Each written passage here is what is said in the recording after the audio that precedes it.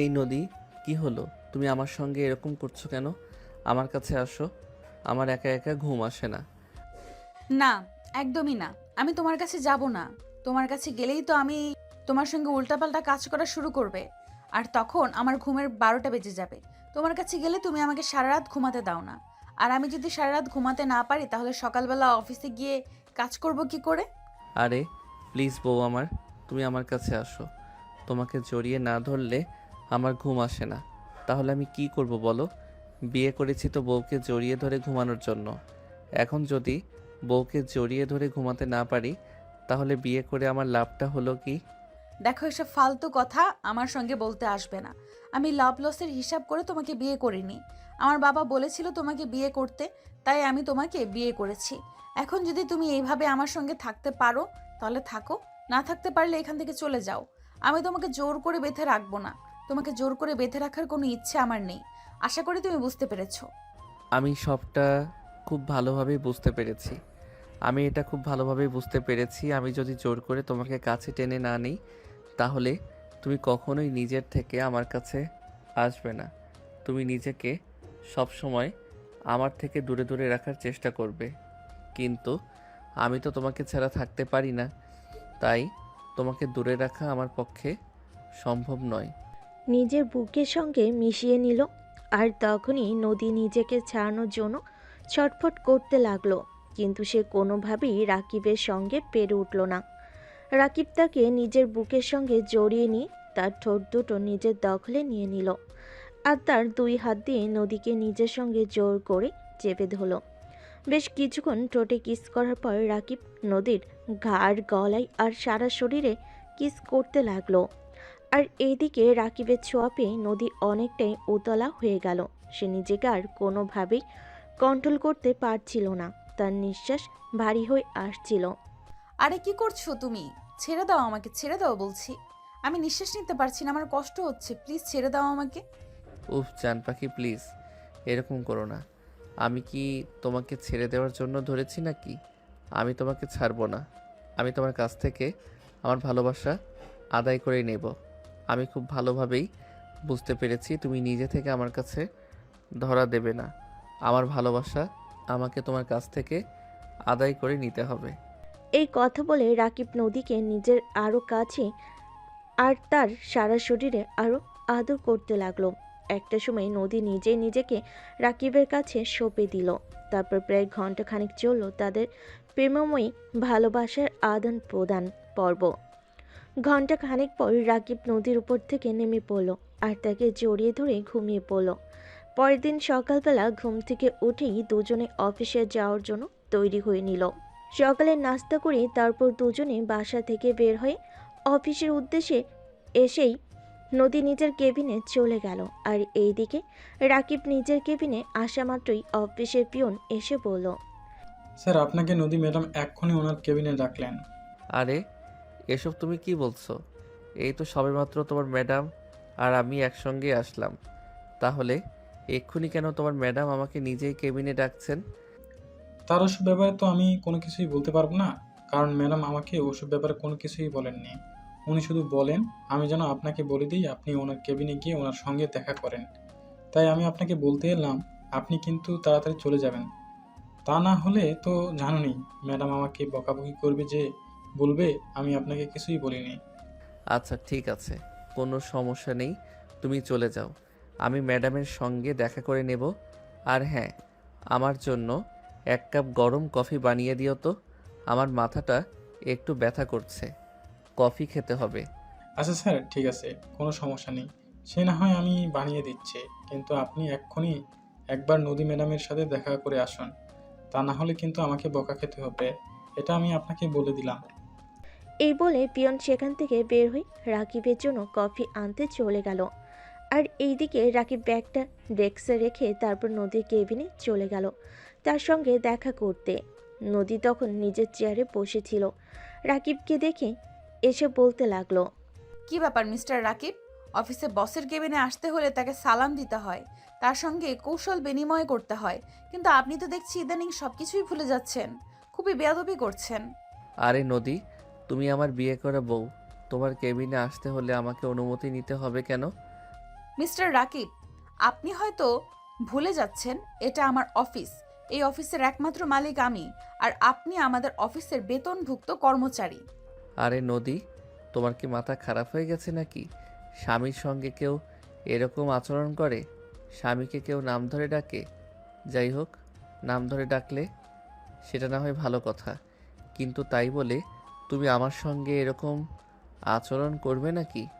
Mister Rakib, আপনাকে আমি আরও একবার মনে করিয়ে দিচ্ছি, এটা আপনার বাসা নয়, এটা আমার অফিস।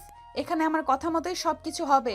আর আপনি আমাকে ম্যাডাম বলে ডাকবেন, সেটা আমি আপনাকে এরপর আর কোনো দিন বলে দিতে চাই না, যেন এই কথাটা আপনার মাথায় থাকে অলওয়েজ। আর আপনি যদি আমার কথা মতো না চলতে পারেন, তাহলে আপনি একটা কথা মনে রাখবেন, এই চাকরিটা আপনি হারাবেন, কারণ আমার অফিসে কোনো বেয়াদবের ঠাঁই নেই। আমার অফিসে কাজ করতে হলে আদব কায়দার সহিত চলতে হবে। রাকিব তখন আর নদীর কথায় কোনো উত্তর করলো না, চুপচাপ দাঁড়িয়ে রইল বেশ কিছুক্ষণ। নদী নিজের টেবিলে বেশ কিছু ফাইল রাখলো আর ওগুলো রাকিবের দিকে এগিয়ে দিয়ে বলল, মিস্টার রাকিব, এখানে বেশ কিছু ফাইল আছে। আপনি তো জানেন আমাদের কোম্পানি সুইজারল্যান্ডের কোম্পানির সঙ্গে যে এগ্রিমেন্ট করেছিল তার শিপমেন্ট আগামীকাল আসবে। আপনি এখানে যে ফাইলগুলো দেখতে পাচ্ছেন, ওগুলো সেই প্রজেক্টের ফাইল। আপনি এই ফাইলগুলো নিয়ে যান আর আমাকে আজ দিনের মধ্যেই এগুলো কমপ্লিট করে দিয়েন। আমি বুঝতে পারছি না, তোমার মাথায় ভূত উঠেছে নাকি? তুমি কী সব কথা বলছো? এতগুলো ফাইল একদিনে কিভাবে করব? তাছাড়া গতকাল অফিসে সেরকম কোনো কাজ ছিল না। তুমি এই ফাইলগুলো আমার কাছে দিয়ে রাখলে আমি এগুলোর কাজ অনেকটা এগিয়ে রাখতে পারতাম। Shut up and it's your last warning. আপনি আমাকে অফিসে এসে কখনোই তুমি করে কথা বলবেন না। অফিসে আমি আপনার বস, আশা করি বুঝতে পেরেছেন। আর এখানে আমি যা বলবো আপনাকে তাই করতে হবে। আপনি এই ফাইলগুলোর কাজ আজকের মধ্যেই কমপ্লিট করে দেবেন। আমি আর দ্বিতীয় কোনো কথা শুনতে চাই না। রাকিব তখন আর কোনো উপায়ন্তর না পেয়ে নদীর কেবিন থেকে ফাইলগুলো নিয়ে নিজের কেবিনের দিকে আসতে লাগলো আর নদীর 14 গোষ্ঠী উদ্ধার করতে লাগলো। কেন যে এমন একটা মেয়েকে বিয়ে করতে গেল আল্লাহই ভালো জানে। আজ বাবার কথা শুনলে হয়তো একটু ভালো হতো। আজকাল কারোর চোখে ছেলেদেরকে বাবার বেশি বাধ্য হতে নেই, তাহলে কপালে খারাপ আছে। যাই হোক, এরপর রাকিব ফাইলগুলো নিয়ে নিজের কেবিনে চলে আসলো আর ফাইলগুলো কাজ করতে লাগলো। দেখতে দেখতে কখন যে দুপুর গনিয়ে বিকেল হয়ে গেল সেই খেয়াল তার নেই, কারণ সে কাজে খুবই মনোযোগী আর পারদর্শী। সে যখন কোনো কাজ করে তখন যতক্ষণ না কাজ শেষ হয় ততক্ষণ সে তার চারপাশে কিয়ামত হয়ে গেল সেটা লক্ষ্য করে না। এদিকে বিকেল 3টার দিকে রাকিবের অফিস সহকারী তমা এসে তার সঙ্গে দেখা করে। কি ব্যাপার রাকিব, তোমাকে আজ লাঞ্চ পিরিয়ডে লাঞ্চ করতে দেখলাম না। তুমি কি ম্যাডামের সঙ্গে লাঞ্চ করছো নাকি? হুম। আরে না, সেরকম কোনো ব্যাপার না। আমি ম্যাডামের সঙ্গে লাঞ্চ করিনি। তাছাড়া আমি তো বুঝতেই পারিনি কখন লাঞ্চ পিরিয়ড হয়েছে। এখন কয়টা বাজে? মিস্টার রাকিব, আমি বুঝতে পারি না তুমি এরকম কেন। নিজের খাওয়া দাওয়া কোনো কিছু ব্যাপারে তোমার খেয়াল নেই। তুমি যখন কোনো একটা কাজ নিয়ে বসো তখনই ওই কাজটা শেষ না হয়। যতক্ষণ ওই কাজটা শেষ না হয় তুমি আর চারপাশে কিয়ামত হয়ে গেলেও ওটা লক্ষ্য করো না। কেন বলো তো, তুমি এইরকম কেন? আমি কাজ করতে খুব ভালোবাসি। তাছাড়া আমি কাজকে খুব পছন্দ করি।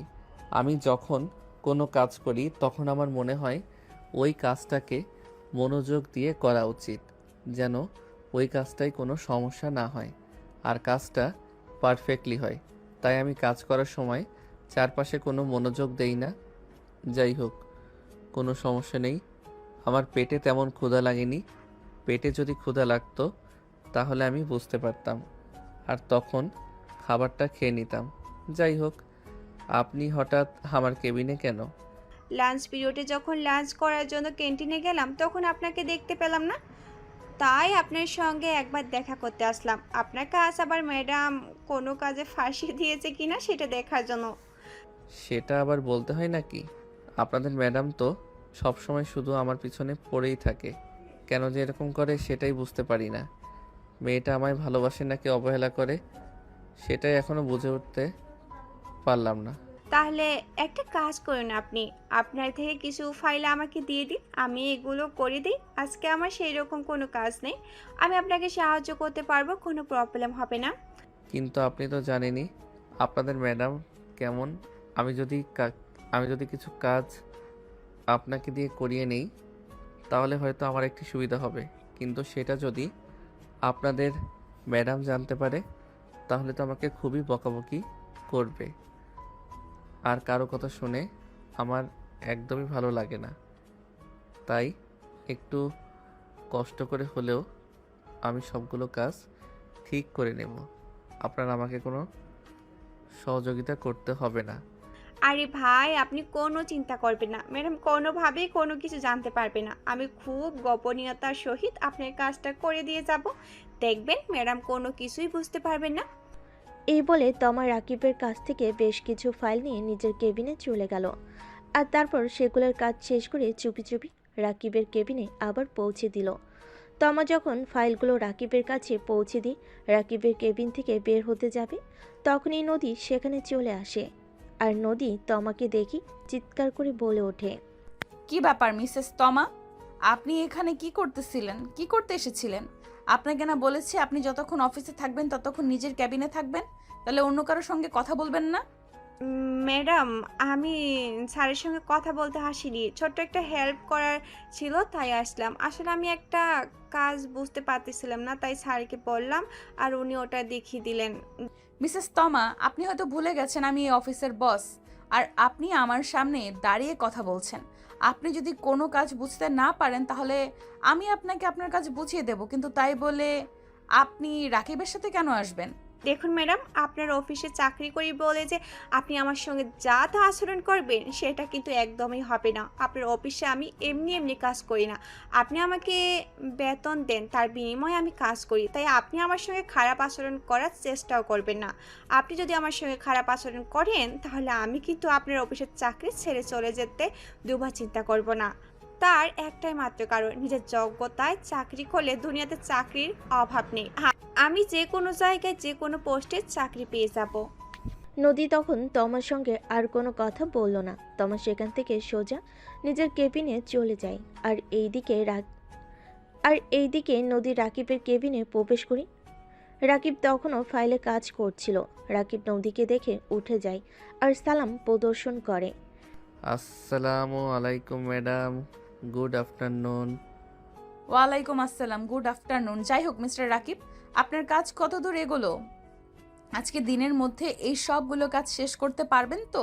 তা না হলে কিন্তু সারা রাত আপনাকে অফিসের কাজ করতে থাকতে হবে, কারণ রাত 8টার পর আমি অফিস তালা দিয়ে তারপর চাবি নিয়ে চলে যাব। এসব তুমি কি বলছো? তোমার কি আসলেই মাথা খারাপ হয়ে গেছে? আমি এতগুলো ফাইলের কাজ এত তাড়াতাড়ি কি করে শেষ করব? তাছাড়া তুমি যদি আমাকে অফিসে রেখে চলে যাও তাহলে আমি বাসায় ফিরবো কি করে? আমি তো আমার নিজের বিছানা ছাড়া অন্য কোথাও ঘুমাতে পারি না। তাহলে কি আমি সারা রাত না ঘুমিয়ে কাটিয়ে দেব নাকি? সেটা তো আমি বলতে পারবো না, আর আমার বলার কোনো দরকারও নেই। তুমি তাড়াতাড়ি করে নিজের কাজগুলো শেষ করে অফিস থেকে বাসায় চলে যাও। যদি 8টার মধ্যে শেষ করতে না পারো তাহলে আমি যেটা বলেছি সেটাই হবে, তোমাকে এখানেই থাকতে হবে। এই কথা বলে নদী রাকিবের কেবিন থেকে বের হয়ে নিজের কেবিনে চলে যায়। আর নদী চলে যাওয়ার পর রাকিব নিজ গতিতে কাজ করতে থাকে। যত দ্রুত সম্ভব শেষ করা যায়, কিন্তু শেষ পর্যন্ত আর পেরে উঠল না। 3 ভাগের 1 ভাগ ফাইল রয়ে গেল কাজ করার বাকি। থাকবেই বা না কেন, এতগুলো ফাইলের কাজ কি একদিনে করা সম্ভব নাকি? যাই হোক, অফিস ছুটি হওয়ার ঠিক 10 মিনিট আগে নদী রাকিবের কেবিনে আসে। আর ফাইলগুলো এখনো শেষ হয়নি দেখে নদী চিৎকার করে বলে ওঠে, কি ব্যাপার? আমি সেই কখন ফাইলগুলো রেখে গেছি, এখনো ফাইলের কাজগুলো শেষ হয়নি কেন? আপনি কি শুরু করেছেন? আপনার কি আজ অফিস শেষ করে বাড়িতে যাওয়ার কোনো নিয়ত নেই নাকি? আরে না ম্যাডাম, আপনি এরকম কেন বলছেন? আমি অবশ্যই বাসায় যেতে চাই। তাছাড়া আমি তোমার যথাসাধ্য মতো চেষ্টা করেছি এই কাজগুলো শেষ করার জন্য, কিন্তু আমি যদি কাজগুলো শেষ করতে নাই পারি তাহলে আমার কি করার আছে আপনি নিজেই সেটা বলুন। এমন তো নয় যে আমি চেষ্টা করিনি, তাহলে আপনি আমাকে দোষ কেন দিচ্ছেন?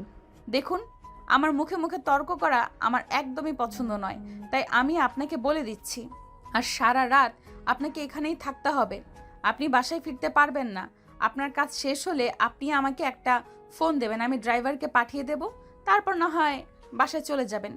এরপর রাকিবকে আর কোনো কথা বলার সুযোগ না দিয়ে নদী অফিস থেকে বের হয়ে চলে আসে।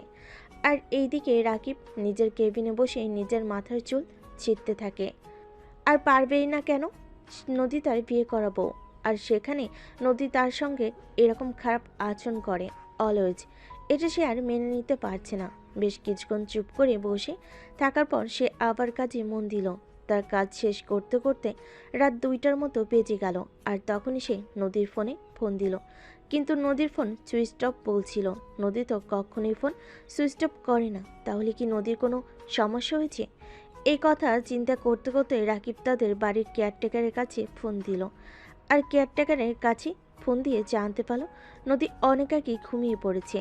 রাকিব খুব ভালোভাবেই এখন বুঝতে পারল নদী ঘুমিয়ে পড়েছে বলেই তার ফোন সুইচ অফ। তাই রাকিব আর এক মুহূর্ত দেরি না করে অফিস থেকে বের হওয়ার জন্য চেষ্টা করতে লাগলো।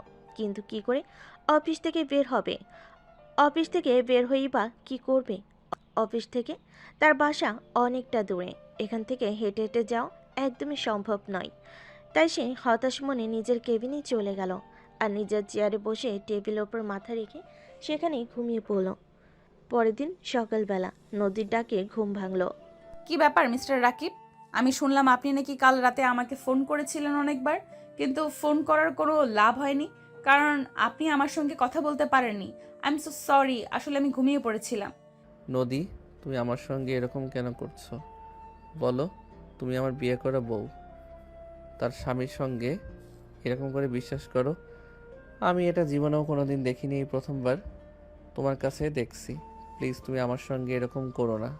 কেন, আমাকে যখন বিয়ে করতে এসেছিলে তখন তো তোমাকে আমি অনেকবার রিকোয়েস্ট করে বলেছিলাম প্লিজ তুমি আমাকে বিয়েটা করো না, কিন্তু তুমি তো তখন আমার কোনো কথাই শুনলে না।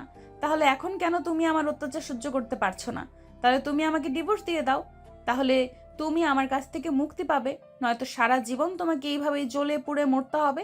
আমি কোনোদিনও তোমাকে শান্তিতে থাকতে দেব না। I am so sorry. তুমি আমার কাছে যেটা চাইছো সেটা কোনোদিনও হবে না। আমি তোমাকে কোনোদিনও মুক্তিও দেব না, আর ডিভোর্স দেব না।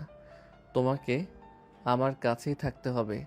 সে তুমি যাই কিছু করো না কেন, কোনো লাভ হবে না তাতে। তুমি আমার বাবার সম্পত্তির লোভে পড়ে আমাকে বিয়ে করেছো, কিন্তু বিশ্বাস করো আমি তোমাকে এই সম্পত্তি থেকে এক কানা করিও খসাতে দেব না। তুমি চাকরি করে আর 5টা সাধারণ স্টাফের মতোই বেতন পাবে। আমি তোমাকে কোনোদিনও এই কোম্পানির মাথায় বসতে দেব না। এই কথাটা তুমি সব সময় মাথায় রেখো। তোমার রাজত্বে রাজা হওয়ার কোনো ইচ্ছে আমার নেই। আমি শুধু তোমার মনের মণিকোঠে একটু জায়গা করতে চাই। তোমাকে প্রথম দেখাতেই আমার ভালো লেগেছিল, কিন্তু তুমি আমার অফিসের বস, তাই তোমাকে কোনোদিনও আমি আমার মনের কথা বলতে পারিনি।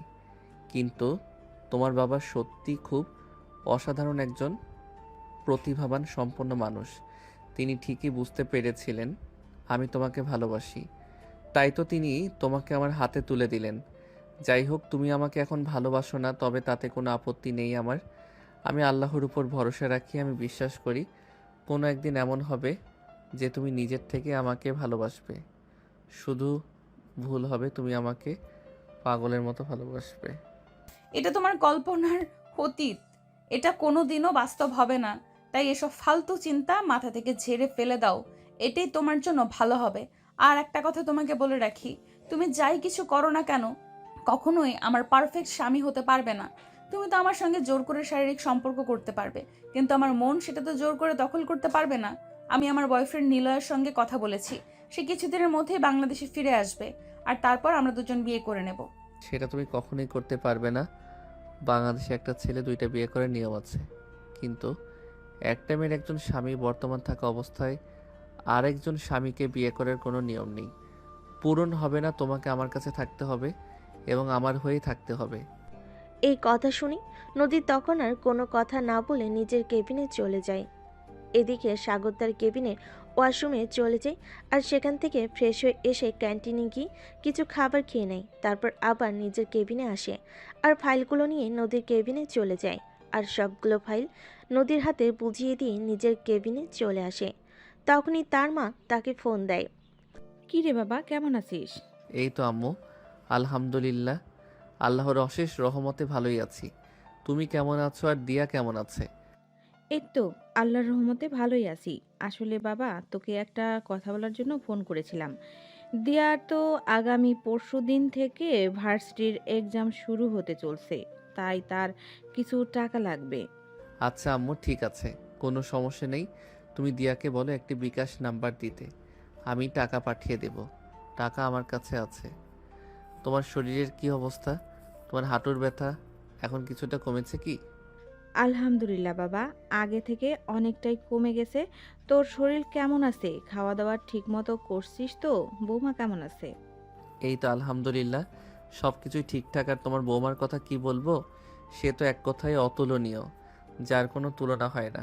সত্যি কপাল করে এমন একটা মেয়েকে নিজের জীবনসঙ্গী হিসেবে পেয়েছি। আচ্ছা আম্মু, ঠিক আছে, এখন তাহলে রাখি। রাতে তোমার সঙ্গে কথা বলবো। আসলে অফিসে একটু কাজের চাপ বেশি। আচ্ছা বাবা, ঠিক আছে, কোনো সমস্যা নেই। তুই ফোনটা রেখে দে। নিজের খেয়াল রাখিস আর বৌমারও খেয়াল রাখিস। দুজনেই ঠিক মতো খাওয়া দাওয়া করিস, নিজের যত্ন নিস। এই কথাগুলো বলতে বলতে রাকিবের আম্মু ফোনটা কেটে দিল। আসলে মায়ের মন সবসময় সন্তানের জন্য কাঁদে, কিন্তু নদী কেন এরকম করে সেটাই তো রাকিব বুঝে উঠতে পারে না। কারণ 1 বছর মতো হয়েছে তাদের বিয়ে, এখনো পর্যন্ত নদী একটা বারের জন্য রাকিবদের বাড়িতে যায়নি। রাকিবকেও তার ফ্যামিলি মেম্বারদের এখানে নিয়ে আসতে নিষেধ করেছে, তাই রাকিব তার মা বাবাকে এখানে নিয়ে আসতে পারছে না। তবে সেই দিনটা বেশি দিন যাবে বলে মনে হয় না, কারণ গতকালই রাকিবের শ্বশুরমশাই রাকিবকে ফোন করেছিল। উনি বলেন উনি 2 দিনের মধ্যে বাংলাদেশ ফিরে আসবেন। আসসালামু আলাইকুম আব্বু, কেমন আছো? আর তুমি বাংলাদেশে ফিরে এসেছো সেটা আমাকে বললে না কেন? আমি তোমাকে এয়ারপোর্টে রিসিভ করতে যেতাম।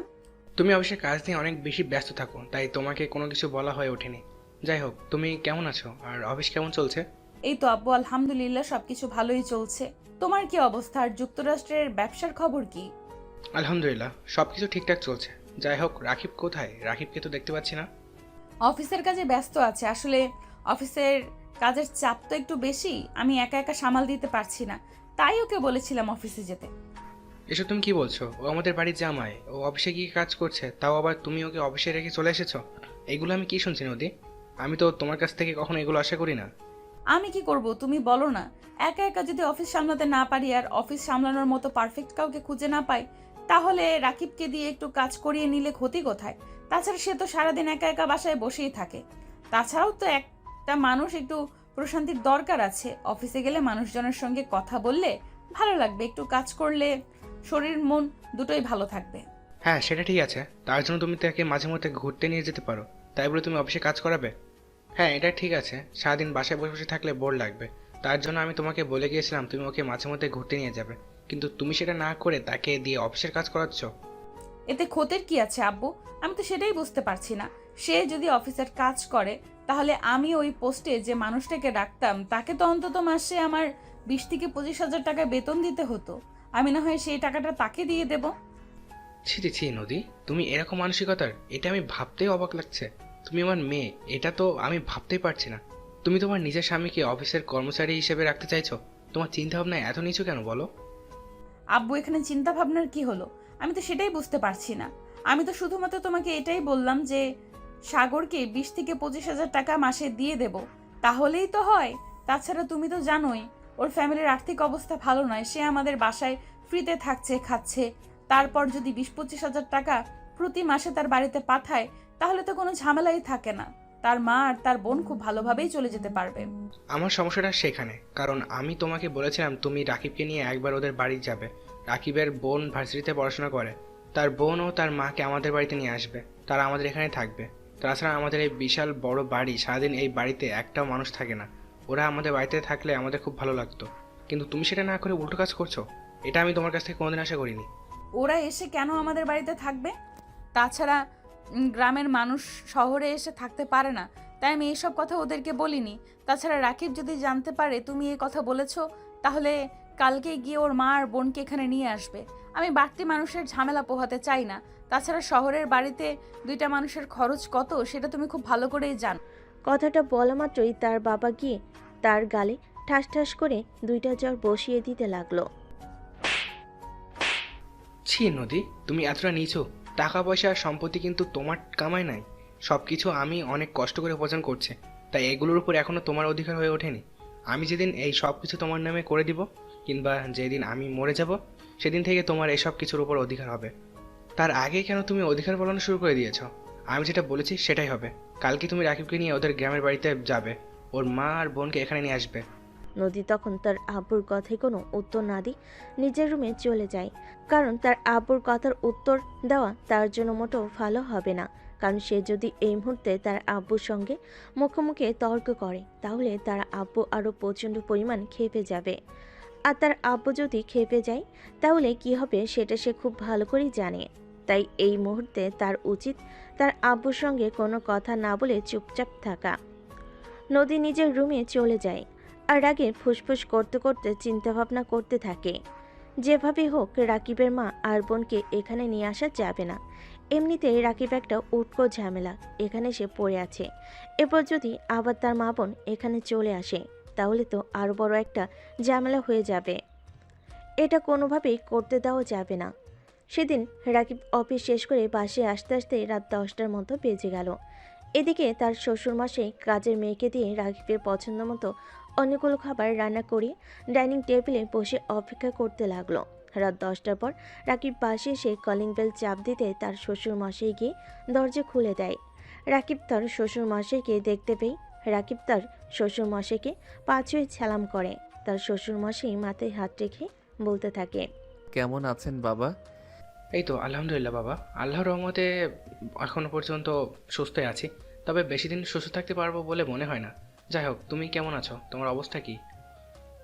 এই তো বাবা আলহামদুলিল্লাহ, আল্লাহর অশেষ রহমতে ভালোই আছি। যাই হোক, আপনি এসেছেন ভালোই হয়েছে। কটা দিন আপনার সঙ্গে সময় কাটাতে পারবো। ভালো লাগছিল না একা একা, আপনাকে মিস করছিলাম খুব। একদম ঠিক কথাই বলেছ। আমিও তোমাকে খুব মিস করছিলাম, তাই 1 মাসের জন্য বাংলাদেশে চলে এসেছি। এই 1 মাস আমি তোমাদের সঙ্গে থাকবো। এখন একটা কাজ করো, রুমে চলে যাও আর তাড়াতাড়ি ফ্রেশ হয়ে নিচে আসো। আমি তোমার পছন্দের অনেকগুলো খাবার রান্না করিয়েছি, দুজনে একসঙ্গে বসে রাতের খাবার খাবো। রাকিব তখন কোনো কথা না বলে চুপচাপ নিজের রুমে চলে গেল আর কাপড় চোপড় চেঞ্জ করে ফ্রেশ হয়ে খাবার টেবিলে চলে আসলো। তারপর শ্বশুরমশাই দুজনে মিলে একসঙ্গে বসে রাতের খাবার খেয়ে নিল। খাওয়া দাওয়া শেষ হলে দুজনেই গিয়ে ড্রয়িং রুমের সোফায় বসলো। আর তখনই নদীর আম্মু রাকিবকে বলতে লাগলো, জামাই বাবা, আমি নদীকে বলে দিয়েছি কাল তুমি নদীকে নিয়ে তোমাদের গ্রামের বাড়িতে যাবে। তারপর তোমার মা আর বোনকে এখানে নিয়ে চলে আসবে। আমি চাই তারা এখানে থাকুক। হ্যাঁ বাবা, সেটা না হয় ঠিক আছে, কিন্তু দিয়ার তো পরীক্ষা চলছে। আগামীকাল থেকে ওর পরীক্ষা, আমি আজকে ওর পরীক্ষার ফি পাঠালাম। ও আচ্ছা, ঠিক আছে, কোনো সমস্যা নেই। তাহলে তো 1 সপ্তাহ পরে এই পরীক্ষা শেষ হয়ে যাবে। ওর পরীক্ষা শেষ হয়ে গেলে তারপর না হয় ওকে এখানে নিয়ে আসবে। আমি চাই দিয়া এখানে থেকে ভার্সিটি পড়াশোনা করুক। আচ্ছা বাবা, ঠিক আছে, কোনো সমস্যা নেই। আমি আম্মুকে ফোন দিয়ে বলে দেব আপনি কথা বলেছেন। তারপর ওদেরকে রেডি হয়ে থাকতে বলবো। যাই হোক, আব্বু আপনার শরীরের কি অবস্থা? আপনার শরীর ঠিকঠাক আছে তো? হ্যাঁ বাবা, আমার শরীর একদম সম্পূর্ণ ঠিকঠাক আছে। আর এই কয়দিন তোমাদের সঙ্গে থাকলে আরও ভালো হয়ে যাবে। যাই হোক, এখন রুমে চলে যাও। সারাদিন অফিস থেকে পরিশ্রম করে এসেছো, এখন বিশ্রাম নেওয়া প্রয়োজন। আর নদীকে বলো তোমার একটু খেয়াল নিতে। তোমার শরীরটা কেমন যেন শুকিয়ে গেছে। আগে তো এরকম ছিল না। আমি যখন বাংলাদেশে ছিলাম তখন তো শরীর একদম ঠিক ছিল। আমি চলে যাওয়ার পর কি তুমি ঠিক মতো খাওয়া দাওয়া করো নি নাকি? না আব্বু, সেরকম কিছুই নয়। আসলে আপনি চলে যাওয়ার পর থেকে আপনাকে খুব বেশি মিস করছিলাম। আপনার কথা খুব বেশি মনে পড়ছিল, তাই আর খাওয়া দাওয়া করব না। কেন? আপনি চলে যাওয়ার পর নদী মাঝে মধ্যেই রান্না করে আমাকে এটা ওটা খাওয়াতো, আমার খুব ভালো লাগতো। তাছাড়া ভালোই তো ছিলাম আমরা দুজনে। দেখো রাকিব, তুমি আমার মেয়ের জামাই। আমি আমার মেয়ের সম্পর্কে খুব ভালো করে জানি। তুমি আমার মেয়ের কাছে কতটা ভালো ছিলে সেটা আমি খুব ভালো করে বুঝতে পারি। দেখো, আমি সব কিছুর জন্য খুবই দুঃখিত। আমি আমার মেয়েটাকে ভালোর জন্য সব কিছু করলাম, কিন্তু আমার মেয়েটা তার নিজের ভালোটা বুঝতে পারছে না। সে এখনও তার বয়ফ্রেন্ড নিয়ে পড়ে আছে, যে ছেলেটা কিনা তাকে দিনের পর দিন ঠকাচ্ছে। ছেলেটা আমেরিকাতে পরপর বেশ কয়েকটা মেয়ের সঙ্গে রিলেশনে আছে, যেগুলো আমি নিজের চোখে দেখেছি যখন আমি আমেরিকায় ঘুরতে গিয়েছিলাম। কিন্তু আমার মেয়েটাকে আমি এই কথাগুলো কোনোভাবে বিশ্বাস করাতে পারছি না। ঠিক আছে আব্বু, কোনো সমস্যা নাই। আপনি এ ব্যাপারে কোনো চিন্তা করবেন না, দেখবেন আস্তে আস্তে সব ঠিক হয়ে যাবে। আপনি আমার উপর ভরসা রাখুন, দেখবেন একদিন আমি সব কিছু ঠিক করে দেব। এরপর শ্বশুর জামাই দুজনে মিলে আরও বেশ কিছুক্ষণ কথা বলে নিজেদের রুমে চলে গেল, তারপর ঘুমিয়ে পড়ল। পরের দিন সকালবেলা রাকিব ঘুম থেকে উঠে ফজরের নামাজ পড়ছিল, আর তখনই নদী তাড়াহুড়ো করে বিছানা থেকে নেমে ওয়াশরুমে চলে যায়। এটা দেখে রাকিব কিছুই বুঝতে পারে না, তাই নামাজ শেষ করে সে বিছানায় গিয়ে বসলো। আর নদী কেন এত সকাল সকাল ঘুম থেকে উঠেছে সেটা জানার জন্য অপেক্ষা করতে লাগলো। নদী যখন ওয়াশরুম থেকে বের হবে, প্রায় 5 মিনিট পর ওয়াশরুম থেকে বের হলো, আর ঠিক তখনই রাকিব তার সামনে দাঁড়িয়ে তাকে প্রশ্ন করলো। কি ব্যাপার লক্ষ্মী বউ আমার, আজ এত সকালে ঘুম থেকে উঠলে কেন? তুমি তো কখনোই এত সকালে ঘুম থেকে ওঠো না। দেখো, সব কিছু জেনে শুনে একদমই এইসব কাজকর্ম করবে না। এসব ফাজলামো করে আমার কিন্তু একদমই ভালো লাগে না। তুমি খুব ভালো করে জানো আব্বু বাড়িতে চলে এসেছে, আর আব্বু যখন বাড়িতে থাকে তখন আমাকে খুব সকাল সকাল ঘুম থেকে উঠতে হয়। আর আব্বু বাড়িতে থাকলে যদি সকাল সকাল ঘুম থেকে না উঠি তাহলে আব্বু হাজারটা কথা শুনতে হবে। তার চাইতে বরং এটাই ভালো যে সকাল সকাল ঘুম থেকে উঠে যাওয়া। ও, আসলে আমার এটা মনেই ছিল না যে শ্বশুর মশাই চলে এসেছে। যাই হোক বউ, আজ যেহেতু তুমি সকাল সকাল রান্নাঘরে যাচ্ছ, তাহলে আমার জন্য 1 কাপ গরম গরম কফি বানিয়ে দিও। অনেক দিন ধরে তোমার হাতের কফি খাওয়া হয় না। তোমার কফি খাওয়ার ইচ্ছে থাকলে নিজে কফি বানিয়ে খাও, বানিয়ে নাও, আমাকে অর্ডার করতে যেও না। এমনিতেই আব্বু বাড়িতে আছে বলে আমি এত সকাল সকাল ঘুম থেকে উঠলাম, আর এখন আমার ঘুম থেকে উঠেই তোমার অর্ডার শুনতে হচ্ছে। আমি পারবো না তোমার জন্য কোনো কিছু বানিয়ে আনতে। তোমার খাওয়ার ইচ্ছে থাকলে তুমি নিজে গিয়ে বানিয়ে খেয়ে নাও, কখনোই আমাকে অর্ডার করবে না। এদিকে ঠিক তখনই নদীর আব্বু ঘুম থেকে উঠে মর্নিং ওয়াকের জন্য নদীর রুমের পাশ দিয়ে যাচ্ছিল। কথাগুলো শুনে একটু থমকে দাঁড়ালো, আর তারপরই নদীর রুমের দরজায় নক করলো। নদী, এক্ষুনি তুমি তোমার রুমের দরজা খোলো, আমি তোমার সঙ্গে সামনাসামনি কিছু কথা বলতে চাই, তাড়াতাড়ি করো। নদী হয়তো মনে মনে ভাবলো যে তার বাবা তার সঙ্গে বিজনেস বিষয়ে কিছু কথাবার্তা বলবে, কিন্তু সেটা আর হয়নি। সো ভিউয়ার্স, কি হয়েছিল চলুন সেটা জানা যাক। নদী দরজা খুলতেই তার বাবা ঠাস ঠাস করে তার গালে 2টা চড় বসিয়ে দিয়ে বলতে লাগলো। তোমার এত বড় সাহস কী করে হলো? তোমার স্বামী তোমার কাছে কিছু একটা খেতে চেয়েছে, কিন্তু তুমি তাকে সেটা খেতে না দিয়ে তাকে উল্টো আরও কয়েকটা কথা শুনিয়ে দিচ্ছ। তুমি কেমন মেয়ে বলো শুনি, যে নিজের স্বামীর আবদার পূরণ করতে পারে না?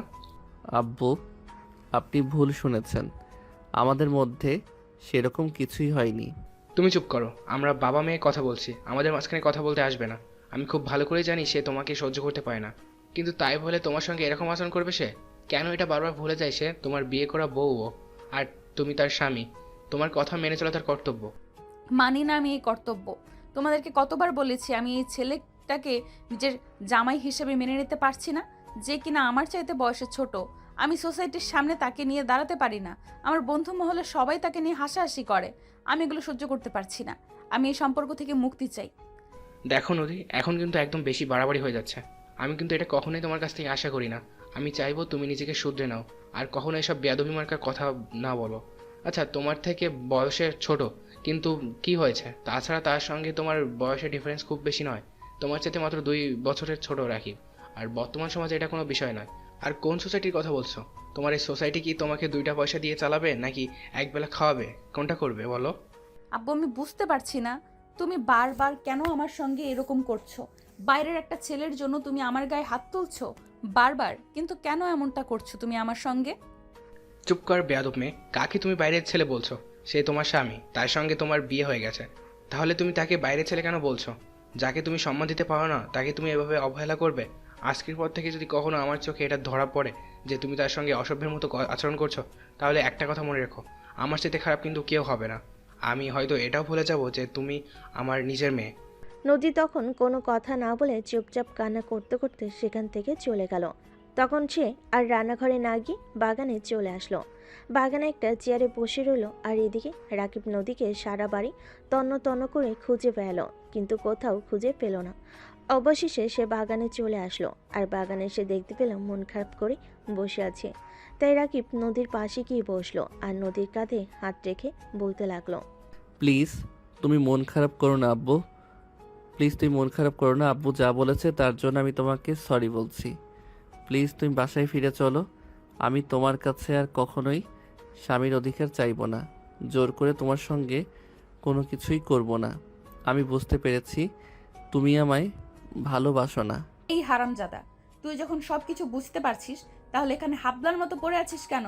এখান থেকে চলে যা, যেখানে গেলে তোকে আমার বাবা কোনোদিনও খুঁজে পাবে না। আমি চাই না তুই এখানে থাক। ঠিক আছে, কোনো সমস্যা নেই। আমি এই ব্যাপারে তোমার আব্বুর সঙ্গে কথা বলবো এবং এখান থেকে চলে যাব।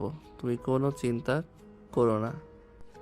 এরপর রাকিব নদীর সঙ্গে আরও অনেকক্ষণ কথা বলল, আর তারপর নদীকে নিয়ে বাসে চলে আসলো।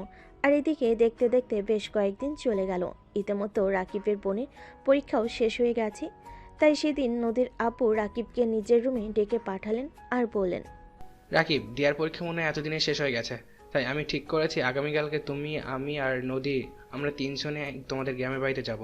ওখানে 2-3 দিন থাকবো, আর তারপর ওদেরকে নিয়ে এখানে চলে আসব। কারণ আমার অনেক দিন ধরে গ্রামে যেতে খুব ইচ্ছা করছে, কিন্তু আমাদের সেরকম কোনো আত্মীয় স্বজন নেই। তাছাড়া তুমি তো জানোই আমাদের গ্রামের বাড়িতে কেউ থাকে না, তাই তোমাদের গ্রামের বাড়িতে যাবো ভাবছি। কিন্তু আব্বু, আমাদের গ্রামের বাড়িতে তো আপনাদেরকে থাকতে দেওয়ার মতো সেরকম কোনো অবস্থা নেই। তাহলে আপনারা সেখানে গিয়ে থাকবেন কি করে? আপনাদেরকে তো অনেক সমস্যায় পড়তে হবে। কোনো সমস্যা নেই, ওসব ব্যাপারে তুমি চিন্তা করো না। আমাদের প্রয়োজনীয় সব কিছু আমি নিজেই নিয়ে যাব। আর তাছাড়া তুমি তো জানোই আমরা আমাদের গাড়ি করে যাব, তাই জিনিসপত্র নিয়ে কোনো সমস্যা হবে না। আর এসব কথা তুমি তোমার আম্মুকে বলতে চেও না, তাহলে উনি আবার নিজের পয়সা খরচ করতে যাবেন। আমি চাই না আমাদের জন্য তোমার আম্মুর কোনো সমস্যা হোক। আমাদের যা কিছু প্রয়োজন সব আমি আমার নিজের হাতে পয়সা খরচ করব। এসব আপনি কি বলছেন আব্বু? আপনি আমাদের বাড়িতে যাবেন আর সেখানে আপনি আপনার নিজের পকেটের পয়সায় সব কিছু করবেন? এটা তো হতে পারে না। তাছাড়া আমাদের আর্থিক অবস্থার এতটা অবনতি হয়নি। এখনও আমার মাসে যে টাকা বেতন আসে ওটা দিয়ে আমার পরিবার মোটামুটি ভালোই চলে যায়। দেখো, আমি যেটা বলছি সেটাই হবে। তুমি কিন্তু একদম তোমার আম্মুকে বলবে না আমরা সবাই মিলে তোমাদের গ্রামের বাড়িতে যাচ্ছি, তাহলে কিন্তু প্রচণ্ড রেগে যাব। এই কথাটা মনে রেখো। রাকিব তখন আর আর কোনো কথাই বলল না, চুপচাপ শ্বশুর মশাইয়ের কথাই মেনে নিল। এদিকে পরের দিন সকালবেলা নদী, রাকিব আর নদীর আপু তিনজনে মিলে রাকিবদের গ্রামের বাড়ির উদ্দেশ্যেই রওনা দিল। বিকেল 3টার মধ্যে তারা সবাই মিলে সেখানে পৌঁছে গেল। তখনই রাকিবের আম্মু বাড়ির আঙ্গিনায় কিছু কাজ করছিল। তাদের বাড়ির সামনে বিশাল বড় একটা গাড়ি দাঁড়াতে দেখে তিনি বেশ অবাক হলেন। তিনি নিজের কাজ ফেলে দাঁড়িয়ে রইলেন, আসলে এখানে কে এসেছে সেটা দেখার জন্য। তখনই তিনি দেখতে পেলেন গাড়ি থেকে রাকিব নামছে, আর রাকিবকে দেখে তিনি দৌড়ে ছুটে চলে আসলেন আর রাকিবকে জড়িয়ে ধরে বলতে লাগলেন, কি ব্যাপার বাবা, কি হয়েছে? এত বড় গাড়িতে করে তুমি, গাড়িতে পুলিশ টুলিশ আসছে নাকি? কথাটা শোনা মাত্রই পিছন থেকে নেমে আসা নদীর আপু রাকিবের আম্মুকে উদ্দেশ্য করে বলতে লাগলো, আরে না বিআইন সাহেব, এসব আপনি কি বলছেন? এখানে পুলিশ টুলিশ আসতে যাবে কেন? আমি আপনার বিআই, আর আমরা আপনাদের বাড়িতে বেড়াতে এসেছি। যাই হোক, দিয়া মামুনি কোথায়? দিয়া মামুনিকে দেখছি না তো। আরে বেহাই সাহেব, আপনারা আসবেন আমাকে বলে আসবেন না কেন? তাহলে আমি আপনাদের জন্য কিছু একটা ব্যবস্থা করে রাখতাম। তাছাড়া এত দূর থেকে এসেছেন, দুপুরের খাওয়াও তো হয়নি। আমি আপনাদের জন্য দুপুরের খাবারের ব্যবস্থা করে রাখতাম। বিআইন সাহেব, এত ব্যস্ত হওয়ার কিছু নেই। আমরা এখানে 2-3 দিন থাকবো। আপনার যা ইচ্ছা হবে তাই আপনি আমাদের রান্না করে খাওয়াতে পারবেন, কোনো সমস্যা নেই। যাই হোক, আপনার কাছে জিজ্ঞেস করছিলাম দিয়া মামুনির ব্যাপারে। দিয়া মামুনি কোথায়? আসলে আমাদের পাশের বাড়িতে একটা বিয়ের অনুষ্ঠান চলছে, দিয়া ওখানেই গিয়েছে, ওর বান্ধবীর বিয়ে, তাই। যাই হোক, আপনারা ভেতরে এসে বসুন, আমি দিয়াকে খবর পাঠাচ্ছি, দিয়া এক্ষুনি চলে আসবে। এ বলে নদীর রাকিব আর নদীর আব্বু সবাই তাদের বাড়ির ভিতরে আসলো। টিনের একটা বাড়ি, তারপর মোটামুটি গোছানো, দেখতে বেশ ভালোই লাগে। গ্রামের বাড়িগুলো যেরকম হয় আর কি, খোলামেলা পরিবেশের বিশাল বড় উঠান যেখানে ধান শুকানো হয়। যাই হোক, কিছুক্ষণের মধ্যেই দিয়া সেখানে চলে আসে আর তার ভাবিকে দেখি দৌড়ে গিয়ে জড়িয়ে ধরে। আসসালামু আলাইকুম ভাবি, কি অবস্থা তোমার? কেমন আছো? হঠাৎ তুমি আমাদের গ্রামের বাড়িতে চলে এলে। ওয়ালাইকুম আসসালাম। এই তো ভালো আছি, তোমার কি অবস্থা? তুমি কেমন আছো?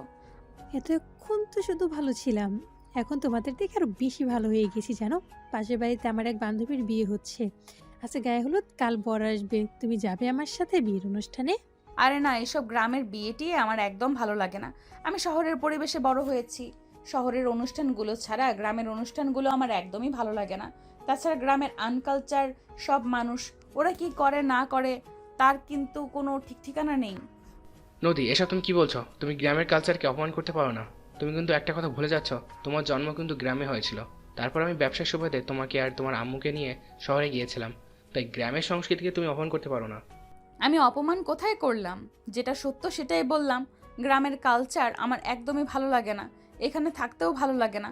আমি শুধু তোমার জন্য এখানে এসেছি, না হলে কোনোদিনও আসতাম না। এসব তুমি কি বলছো বৌমা? এটা তোমার শ্বশুর বাড়ি, এখানে তোমাকে তো থাকতেই হবে। আমাদের মেয়েদের তো এটাই জীবন, সারা জীবন শ্বশুর বাড়িতে কাটিয়ে দেওয়া। আর তুমি বলছো তুমি তোমার শ্বশুর বাড়িতে আসতেই না? সংসার, শ্বশুরবাড়ি এগুলো না আমার ঠিক ভালো লাগে না। তাই এসব কথাবার্তা আমার সঙ্গে বলবেন না। আমি শুধু আব্বুর কথা রক্ষার জন্য এখানে এসেছি, তা না হলে আমি কখনোই আসতাম না। আম্মু প্লিজ, তুমি এসব ব্যাপারে কথা বলো না। যেটা যখন হয় সেটা তখন দেখে নেওয়া যাবে। এখন তুমি আমাদের সবার জন্য রাতের খাবার তৈরি করো। তোমার হাতের রান্না অনেক দিন ধরে খাওয়া হয় না, তাই ভাবছি আজ তোমার হাতের রান্না পেট ভরে খাবো। হ্যাঁ বাবা, একদম তাই। কিন্তু একটা কাজ কর, বাড়িতে তো কোনো বাজার সদাই নেই। তাছাড়া আমরা মা মেয়ে থাকি, আমাদের সেরকম কোনো বাজার সদাইয়ের প্রয়োজনও হয় না। বাগানে যেসব সবজি পাই, পুকুরে যেসব মাছ আছে, ওইগুলোই দিয়ে আমাদের চলে যায়। তুই বাজার করে নিয়ে আয়। সেটার কোনো প্রয়োজন হবে না, তোমরা এখানেই থাকো। নদী, তুমি দিয়ার সঙ্গে ওর বান্ধবীর হলুদের অনুষ্ঠানে যাও, ওখানে গিয়ে উপভোগ করো, তোমার অনেক ভালো লাগবে। তুমি গ্রামের মানুষের সঙ্গে একেবারে মিশিয়ে দেখো, তোমার এখানেই থেকে যেতে মন চাইবে। আমি নিজেই বাজারে যাচ্ছি, আমি বাজার থেকে প্রয়োজন সব জিনিস নিয়ে আসবো। বিয়ান সাহেবা, আপনি শুধু রান্নার প্রস্তুতি নিন, আজ আপনার হাতে রান্না খাবো। এই কথা বলে নদীর আব্বু বাজারের ব্যাগ নিয়ে বাসা থেকে বের হয়ে পড়ল। আর তারপর সোজা বাজারে চলে গেল। সেখান থেকে বেছে বেছে বাজারে বড় মাছ, মুরগি আর গরুর মাংস নিয়ে আসলো। তারপর সেগুলো রাকিবের আম্মুর হাতে তুলে দিয়ে বলতে লাগলো, আজ অনেক সুন্দর করে এগুলো রান্না করবেন, সবাই মিলে একসঙ্গে বসে তৃপ্তি করে খাবো। আসলে গ্রামের মানুষের হাতের রান্না মজাই আলাদা, যেটা শহরের 5 স্টার হোটেলের রান্নায় পাওয়া যায় না। হ্যাঁ, সেটা একদম আপনি ঠিক কথাই বলেছেন বিআই সাহেব। আসলে শহরে তো সব কিছুই ফরমালিনযুক্ত, আমাদের গ্রামে তো সব কিছু টাটকা টাটকা পাওয়া যায়। আমাদের গ্রামের জিনিসের মজাই আলাদা। আপনি কোনো চিন্তা করবেন না, আমি খুব সুন্দর করে সবগুলো জিনিস রান্না করব, দেখবেন আপনি প্লেট চেটে পুটে খাবেন। যাই হোক, আপনি একটা কাজ করুন, আপনি বারান্দায় গিয়ে বসুন, আমি আপনার জন্য গরম গরম 1 কাপ চা বানিয়ে নিয়ে আসি। আমি কিন্তু খুব ভালো রং চা বানাতে পারি, যেটা আপনার বেয়াই খেয়ে খুব প্রশংসা করত। তাই নাকি? তাহলে তো একবার আমাকেও টেস্ট করে দেখতে হয়। আপনি এক কাজ করেন, কড়া লিকার দিয়ে রং চা বানিয়ে নিয়ে আসুন। তারপর চলুন দুই বিআইবিএন মিলে একসঙ্গে বসে চা খাওয়া যাক, তারপর না হয় রান্নার আয়োজন করা যাবে। রাকিবের আম্মু তখন আর এক মুহূর্ত দেরি না করে রান্নাঘরে চলে গেলেন। আর কিছুক্ষণের মধ্যেই তিনি দুজনের জন্য 2 কাপ চা আর কিছু টোস্ট নিয়ে বারান্দায় চলে আসেন। তারপর বেশ কিছুক্ষণ দুজনে মিলে গল্প গুজব করেন আর চা পান।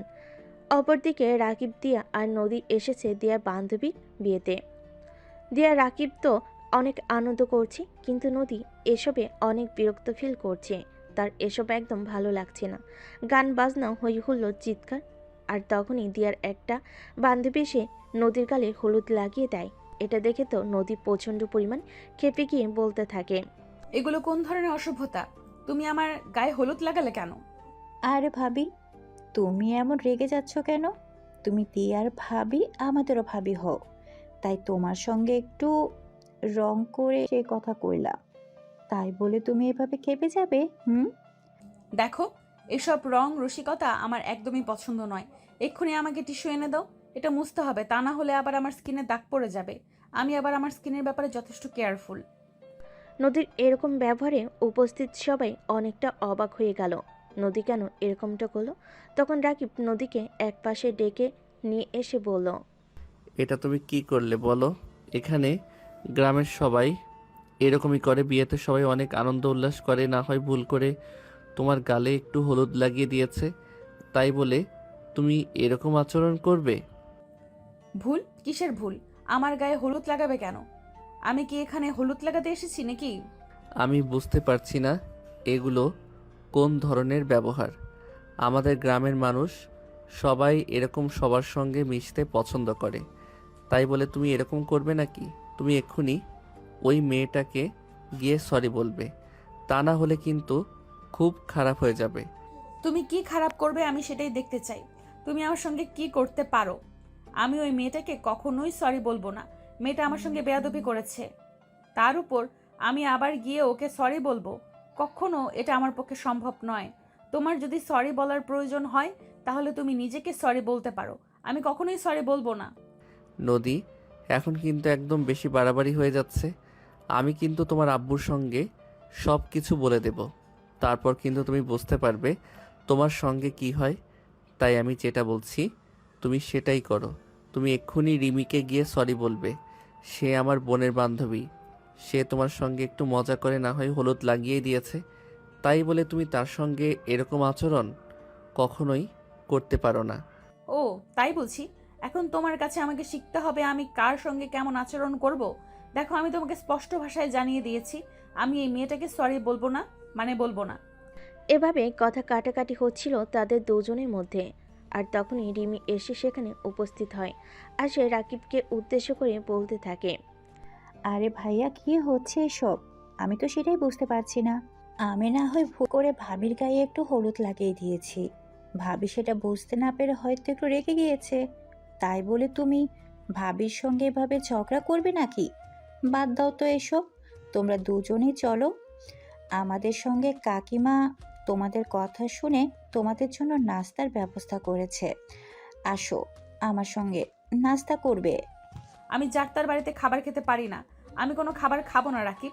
তুমি আমাকে এনে তোমাদের বাড়িতে চলো, আমি এখান থেকে চলে যাব। হই হুল্লোড় আর চিৎকার চেঁচামেচি আমার একদম ভালো লাগছে না। আমি এখানে থাকতে পারছি না। চুপ করো। আমি এতদিন তোমার অত্যাচার অনেক সহ্য করেছি। তুমি তোমার অফিসে আমার সঙ্গে যা ইচ্ছে তাই আচরণ করো, সেটা আমি মেনে নেই বলে এখানে তুমি আমার সঙ্গে কোনো রকম বেয়াদবি করতে পারবে না।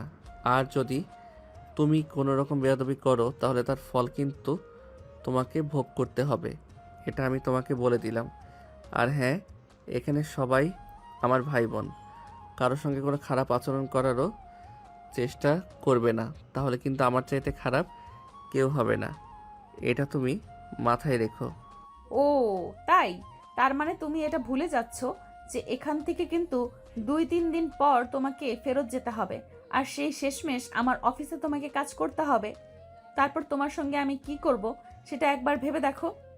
দেখো, তোমার যদি এরকমটাই মনে হয়ে থাকে যে শেষমেশ আমাকে তোমার কাছেই যেতে হবে, তাহলে আমি তোমাকে ছোট্ট একটা কথা বলতে চাই। বাংলাদেশে তুমি একমাত্র কোম্পানির মালিক না যে কোম্পানি চালাও। বাংলাদেশে কিন্তু তুমি ছাড়াও আরও বেশ অনেকগুলো কোম্পানির মালিক আছে, আর অনেকগুলো কোম্পানিও আছে। আমি চাইলে যে কোনো কোম্পানিতে নিজেই যোগ্যতায় চাকরি পেয়ে যাব। তাছাড়া তুমি যদি আমার একটা কোম্পানিতে চাকরি নাও, তাহলে যে কোনো কোম্পানি আমাকে প্রতি মাসে নিজের থেকে 50-60 হাজার টাকা বেতন দিয়ে দিবে। আমাকে বেতন চাইতে হবে না, কিন্তু তোমার কোম্পানিতে মাত্র আমি 20,000 টাকা বেতন পাই। তোমার এইটুকু যোগ্যতা, এর বেশি কিছু পাওয়ার ক্ষমতা তোমার নেই। আমি তোমার যোগ্যতা অনুযায়ী তোমাকে বেতন দেই, তাই এত কথা বলবে না। চুপচাপ আমাকে এখান থেকে নিয়ে চলো। আমি তোমাকে এখান থেকে নিয়ে যেতে পারবো না। তোমার যদি এখান থেকে চলে যাওয়ার ইচ্ছা হয় তাহলে তুমি নিজে নিজেই এখান থেকে চলে যেতে পারো। আর তারপর যদি শ্বশুর আব্বু তোমাকে কিছু বলে তাহলে কিন্তু তার দায়ও আমি নিতে পারবো না। এই বলে রাকিব রিমির সঙ্গে বাড়ির ভেতরে চলে আসলো আর তার কাকিমার রুমে চলে গেল নাস্তা খাওয়ার জন্য। এদিকে নদী কোনো উপায়ন্তর না পেয়ে রাকিবের পিছন পিছন চলে আসে আর তারপর রিমির কাকির ঘরে গিয়ে নাস্তা খেতে থাকে। এভাবে দেখতে দেখতে সন্ধ্যা হয়ে আসলো। সন্ধ্যাবেলা রাকিব তার কাকিমার কাছ থেকে বিদায় নিয়ে দিয়া আর নদীকে নিয়ে নিজেদের বাড়িতে চলে আসে। এদিকে তার আম্মু নিজের হাতে অনেক কিছু রান্না করে সন্ধ্যা হতে না হতেই তাদের বাড়িতে বিশাল একটা গোল মিটিং শুরু হয়ে গেল। পাড়ার সব ছেলেমেয়েরা চলে এসেছে শহর থেকে ভাবি এসেছে বলে কথা। সবাই মিলে অনেক গল্পগুজব করবে, তাই দিয়া বাড়িতে উঠানে বিশাল বড় একটা পার্টি বিছালো। তারপর সবাই মিলে সেখানে বসে অপেক্ষা করতে লাগলো কখন নদী আসবে। আর এদিকে নদীর রুমে শুয়ে শুয়ে মোবাইলে তার বন্ধুদের সঙ্গে কথা বলছিল। আর তখনই রাকিব সেখানে আসলো আর নদীকে বলতে লাগলো, কি ব্যাপার, তুমি এখানে শুয়ে আছো কেন? পাড়ার সব ছেলেমেয়েরা এসেছে তোমার সঙ্গে গল্প করবে বলে। তোমার কি জীবনে মানুষ দেখে অভ্যাস নেই নাকি? এক্ষুনি ফোনটা রাখো আর আমার সঙ্গে চলো, ওদের সঙ্গে বসে বসে গল্প করবে। তুমি কি আমাকে পাগল পেয়েছো নাকি? গ্রামের এইসব আনকালচার মানুষের সঙ্গে বসে বসে আমি গল্প করব? আমি পারি না এইসব। তুমি এখান থেকে চলে যাও আর ওদেরকে গিয়ে বলে দাও আমি কোনো দিন ওদের সঙ্গে গল্পগুজব করব না। কিন্তু কে শোনে কার কথা। রাকিব নদীর হাত ধরে টানতে টানতে তাকে ওঠানে নিয়ে চলে আসলো আর তারপর তাকে সবার মাঝখানে বসিয়ে দিল। সবাই মিলে একটার পর একটা প্রশ্ন করেই চলেছে নদীর দিকে, কিন্তু নদী কারো কোনো প্রশ্নের উত্তরই দিচ্ছে না। সে চুপচাপ বসে আছে আর রাগে ফুসফুস করছে। ঠিক তখনই নদীর আব্বু সেখানে উপস্থিত হয় আর সবার মাঝখানে বসে বলে, হ্যালো গাইস, আমি তোমাদের আঙ্কেল হই। তোমরা গল্প করছিলে, আমি ওদিকে একা একা বসেছিলাম তো আমার কিছু ভালো লাগছিল না, তাই তোমাদের সঙ্গে আড্ডা দিতে চলে এলাম। তারপর নদীর আপু আর পাড়ার সব ছেলেমেয়েরা মিলে একসঙ্গে গল্পে গুজব করতে লাগলো। নদীর আপু গ্রামের মানুষদের সঙ্গে খুব সহজেই মিশে যেতে পারে, কারণ তিনি গ্রামের ছেলে। অপরদিকে নদীর জন্ম গ্রামে হলেও সে শহরে বড় হয়েছে। তাছাড়া সে একটু হিংসুটে আর বদমেজাজি টাইপের। সে সহজে কারোর সঙ্গে মিশে না, সবসময় সে ক্লাস আর স্ট্যাটাস খুঁজে। এদিকে গল্প করতে করতে কখন যে রাত 10টা বেজে গেল সেটার কি আর খবর আছে। তখনই রাকিবের আম্মু সবাইকে টেবিলে ডাকলেন খাবার খাওয়ার জন্য। আর তারপরে সবাই গল্পগুজব বাদ দিয়ে খাওয়া দাওয়া করতে চলে গেল। খাওয়া দাওয়া শেষ হলে সবাই মিলে নিজেদের রুমে গিয়ে ঘুমিয়ে পড়লো। রাকিব আর নদী এক রুমে ঘুমিয়েছে। মাঝরাতে হঠাৎ করে কারেন্ট চলে গেল আর তখনই নদীর এক অস্বস্তি শুরু হয়ে গেল। সে ঘুম থেকে উঠে বসলো আর রাকিবকে ঘুম থেকে ডেকে তুলে বলতে লাগলো, আমি ঘুমাতে পারছি না, কারণ গরমে আমার খুব ঘুমাতে কষ্ট হচ্ছে। তুমি আমাকে বাতাস করো। তাছাড়া কারেন্ট কতক্ষণ হলো চলে গেছে, এখনো আসছে না কেন? আমার খুব ঘুম পাচ্ছে, আমি তোমাকে বাতাস করতে পারবো না। তাছাড়া এখন কারেন্ট আসবে না। এটা গ্রামের বাড়ি, এখানে কারেন্ট গেলে অনেকক্ষণ সময় লাগে কারেন্ট আসতে। তুমি এভাবে একটু ঘুমানোর চেষ্টা করো। তোমার কি মাথা খারাপ হয়ে গেছে নাকি? এখনো আমি কিভাবে ঘুমাবো? কারেন্ট চলে গেছে প্রায় 1 ঘন্টার মতো হয়ে গেছে, এখনো কারেন্ট আসছে না। গরমে ঘামে ভিজে আমার পুরো শরীর একাকার হয়ে গেছে। আমি কোনোভাবেই ঘুমাতে পারছি না। এই জন্য আমি গ্রামে আসতে চাইছিলাম না। গ্রামে কারেন্ট থাকে না, কোনো কিছুই ভালো লাগে না। আমি কালকেই ঢাকায় চলে যাব, আর এখানে থাকবো না। এই দেখো, মাঝরাতে এরকম ফুসফুস করো না তো, এগুলো একদম ভালো লাগছে না। অনেক দিন পর আমার মায়ের হাতে রান্না খেয়েছি, পেট ভরে খাবার খেয়েছি, তাই এখন একটা শান্তির ঘুম প্রয়োজন। তুমি আমাকে দয়া করে বিরক্ত করো না। ঘুমাতে পারলে ঘুমাও, না ঘুমাতে পারলে বসে থাকো, কিন্তু তারপরও আমাকে কোনো বিরক্ত করো না। আমার বিরক্ত ভালো লাগছে না। এই বলে নদীর কোনো কথা না শুনে রাকিব ঘুমিয়ে পড়লো। আর এদিকে নদী রুমের মধ্যে জামাকাপড় ছেড়ে দিয়ে বসে আছে। তার গরম আর সহ্য হচ্ছে না। গ্রামের বাড়ি বাইরে বের হতো ভয় ভয় লাগছে, তাই সে এভাবেই বসে রইল। শেষ রাতের দিকে কারেন্ট আসলে তারপর বিছানায় শুয়ে ঘুমিয়ে পড়লো। কিন্তু সে নিজের জামা কাপড় ঠিক করতে ভুলে গেছিল। এদিকে সকালবেলা রাকিবের বোন দিয়া তাদের ঘুম থেকে ডাকতে আসে। দিয়ার রুমে এসে দেখতে পাই নদী এভাবে কাপড় চোপড় ছাড়াই ঘুমিয়ে আছে। এটা দেখে দিয়া অনেকটা লজ্জা পেয়ে গেল আর চুপচাপ ওখান থেকে চলে গেল। এদিকে সকাল 8টার দিকে রাকিবের ঘুম ভাঙলো আর রাকিব ঘুম থেকে উঠেই চক্ষু চড়ক গাছ। হাই আল্লাহ, রুমের জানালা খোলা আছে, দরজা খোলা আছে। আর এদিকে নদী কাপড় চোপড় ছাড়াই শুয়ে আছে। সে কোন রকমের বিছানার চাদর টেনে দিয়ে নদীর শরীরটা ঢেকে দিল। তারপর নদীকে ঘুম থেকে ডেকে তুলল। এই নদী, নদী, তাড়াতাড়ি ঘুম থেকে উঠো। এগুলো তোমার কি অবস্থা? তুমি এভাবে জামা কাপড় ছেড়ে দিয়ে শুয়ে আছো কেন? তাড়াতাড়ি জামা কাপড় ঠিক করো, কেউ কিছু দেখে ফেলেনি তো? আল্লাহই জানে। উফ, আমি কি করব? রাতের বেলা অনেক বেশি গরম লাগছিল, তাই আমি নিজেকে আর কোনোভাবে ঠিক রাখতে পারছিলাম না, তাই জামা কাপড় ছেড়ে দিয়ে শুয়েছিলাম। তারপর কখন যে ঘুমিয়ে গেছি সেটাই তো মনে নেই। আর এদিকে সকাল হয়ে গেল, তুমি আমাকে ঘুম থেকে ডেকে তুললে না। তাহলে কি আমি আমার নিজের জামা কাপড় ঠিক করে নিতাম? দেখো, এখন আর বেশি কথা না বলে চুপচাপ নিজের কাপড় চোপড়গুলো ঠিক করো, আর আমি দরজা আটকে বাইরে দাঁড়িয়ে আছি। এ বলে রাকিব রুমের বাইরে চলে গেল। আর এদিকে নদী নিজের কাপড় চোপড় ঠিক করে তারপর রুম থেকে বের হলো। এদিকে দিয়া নদীকে দেখে মুচকি মুচকি হাসতেছে। নদী বিষয়টা কিছুটা আন্দাজ করতে পারলেও কিছু বলছে না, কারণ সে এটা ভাবতে পারছে না যে ও সময়ে দিয়া ওদের রুমের ভিতর চলে গেছিল। হাত মুখ ধুয়ে সবাই মিলে একসঙ্গে বসে নাস্তা করে নিল। তারপর দিয়া নদীর কাছে আসে আর নদীকে বলে, ভাবি রাতে বুঝি খুব বেশি গরম লেগেছিল তোমার? হ্যাঁ, মাঝরাতে হঠাৎ করে কারেন্ট চলে যাওয়ার পর আমারও সহ্য করা লাগছিল। আমি আর কোনোভাবে সহ্য করতে পারছিলাম না। আচ্ছা ঠিক আছে, সমস্যা নেই। আমার বন্ধুর বাড়িতে চার্জার ফ্যান আছে, আর যাতে আমি এনে রাখবো, কিন্তু দয়া করে তুমি আর এভাবে ঘুমিও না। তুমি যেভাবে ঘুমিয়েছিলে ওভাবে যদি আমিও তোমার রুমে ঢুকে যেতাম তো কি হতো, আমি তো সেটাই ভেবে পাচ্ছি না। নদী তো দিয়ার কথা শুনে অনেকটা লজ্জা পেয়ে গেল। তার মানে দিয়া সব কিছু দেখে ফেলেছে। নদী এভাবে শুয়েছিল, তাই নদী চুপচাপ সেখান থেকে চলে গেল। নিজের রুমে বসে আছে, কার সঙ্গে কোনো কথা বলছে না। আর তখনই রাকিব বিয়ে বাড়ি থেকে আসে আর দিয়াকে বলে, কিরে, কি ব্যাপার? তোর ভাবি কোথায়? তোকে না বলেছিলাম তোর ভাবিকে নিয়ে চলে আসতে? তোরা এখনো বিয়ে বাড়িতে আসিসনি কেন? আমি কি করে যাব বলো? ভাবি কে সেই কখন থেকে বলছি রেডি হওয়ার জন্য, কিন্তু ভাবি তো আমার কোনো কথাই শুনছে না। চুপচাপ রুমের দরজা বন্ধ করে বসে আছে। অনেকক্ষণ ডাকাডাকি করেছে, আম্মু ভাবিকে ডাকাডাকি করছে, কিন্তু ভাবি কারো কথাই শুনছে না। চুপচাপ রুমের ভিতরে বসে আছে। তুমি কি দেখো ভাবির সঙ্গে কথা বলো, কি হয়েছে? আচ্ছা ঠিক আছে, কোনো সমস্যা নেই, চিন্তার কোনো কারণ নেই। আমি নদীর সঙ্গে কথা বলছি। তুই তাড়াতাড়ি করে রেডি হয়ে নে, ওদিকে বরযাত্রী মনে হয় এক্ষুনি চলে আসবে। এই বলে রাকিব নিজের রুমে চলে গেল। কিন্তু রুমে দরজা ভিতর থেকে বন্ধ করা ছিল, তাই রাকিব দরজার বাইরে দাঁড়িয়ে এই নদীকে ডাকতে লাগলো। এই বউ, কি হলো? দরজা খোলো। সেই কখন থেকে আমি দাঁড়িয়ে আছি। তুমি রুমের দরজা খুলছো না কেন? তাড়াতাড়ি দরজাটা খোলো, তোমার সঙ্গে কথা আছে। না, আমি দরজা খুলবো না, আর রুম থেকেও বের হব না। আমার মনে হয় তোমার বোন সকালবেলা আমাদের রুমে এসেছিল, আর আমি যেভাবে জামা কাপড় ছাড়া শুয়েছিলাম ওটাও দেখে ফেলেছে। আজব তো, তুমি কাপড় চোপড় ছাড়া শুয়েছিলে, ওটা ওটা আমার বোন দেখে ফেলেছে। তো কি হয়েছে? সেও মেয়ে মানুষ আর তুমিও মেয়ে মানুষ। তাছাড়া সে আমার ছোট বোন, তোমার বোনের মতোই। অন্য কেউ তার কিছু দেখেনি। এখন তাড়াতাড়ি দরজাটা খোলো আর রেডি হয়ে নাও। কিছুক্ষণের মধ্যেই বরযাত্রী চলে আসবে। আমরা সবাই মিলে বিয়ে বাড়িতে যাব।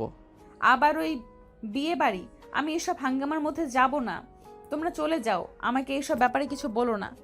কথাটা শুনতেই অপর পাশ থেকে রাকিবের আম্মু নদীকে উদ্দেশ্য করে বলল, লক্ষ্মী বৌমা আমার, এমনটা বললে হবে না। তুমি আমার একমাত্র ছেলের বউ, এই প্রথমবার আমাদের বাড়িতে এসেছো, আর তখনই দিয়ার বান্ধবীর বিয়েটা পড়ে গেল। এখন যদি তুমি ওখানে না যাও তাহলে সবাই আমাদের কথা শোনাবে, বলবে তুমি শহরের মানুষ বলে ওদের বিয়েতে যাওনি, তুমি ধনী বড়লোক বাবার মেয়ে বলে গরিবকে হিংসে করছো। দেখো, আমরা গ্রামের মানুষ, সবাই মিলেমিশে থাকি, তাই তুমি আমাদের সঙ্গে চলো। রাকিবের আম্মুর কথায় নদী আর কোনো উপায়ন্তর না পেয়ে বাধ্য হয়ে তৈরি হয়ে নিল বিয়ে বাড়িতে যাওয়ার জন্য। কিন্তু সে জিন্স আর টি শার্ট পরেছিল। জিন্স আর টি শার্ট পরে বাইরে বের হয়। এটা দেখে রাকিবের আম্মুর কপালে হাত। উনি কপালে হাত দিয়ে বলতে থাকেন, হায় আল্লাহ, বোমা এটা তুমি কি পরেছো?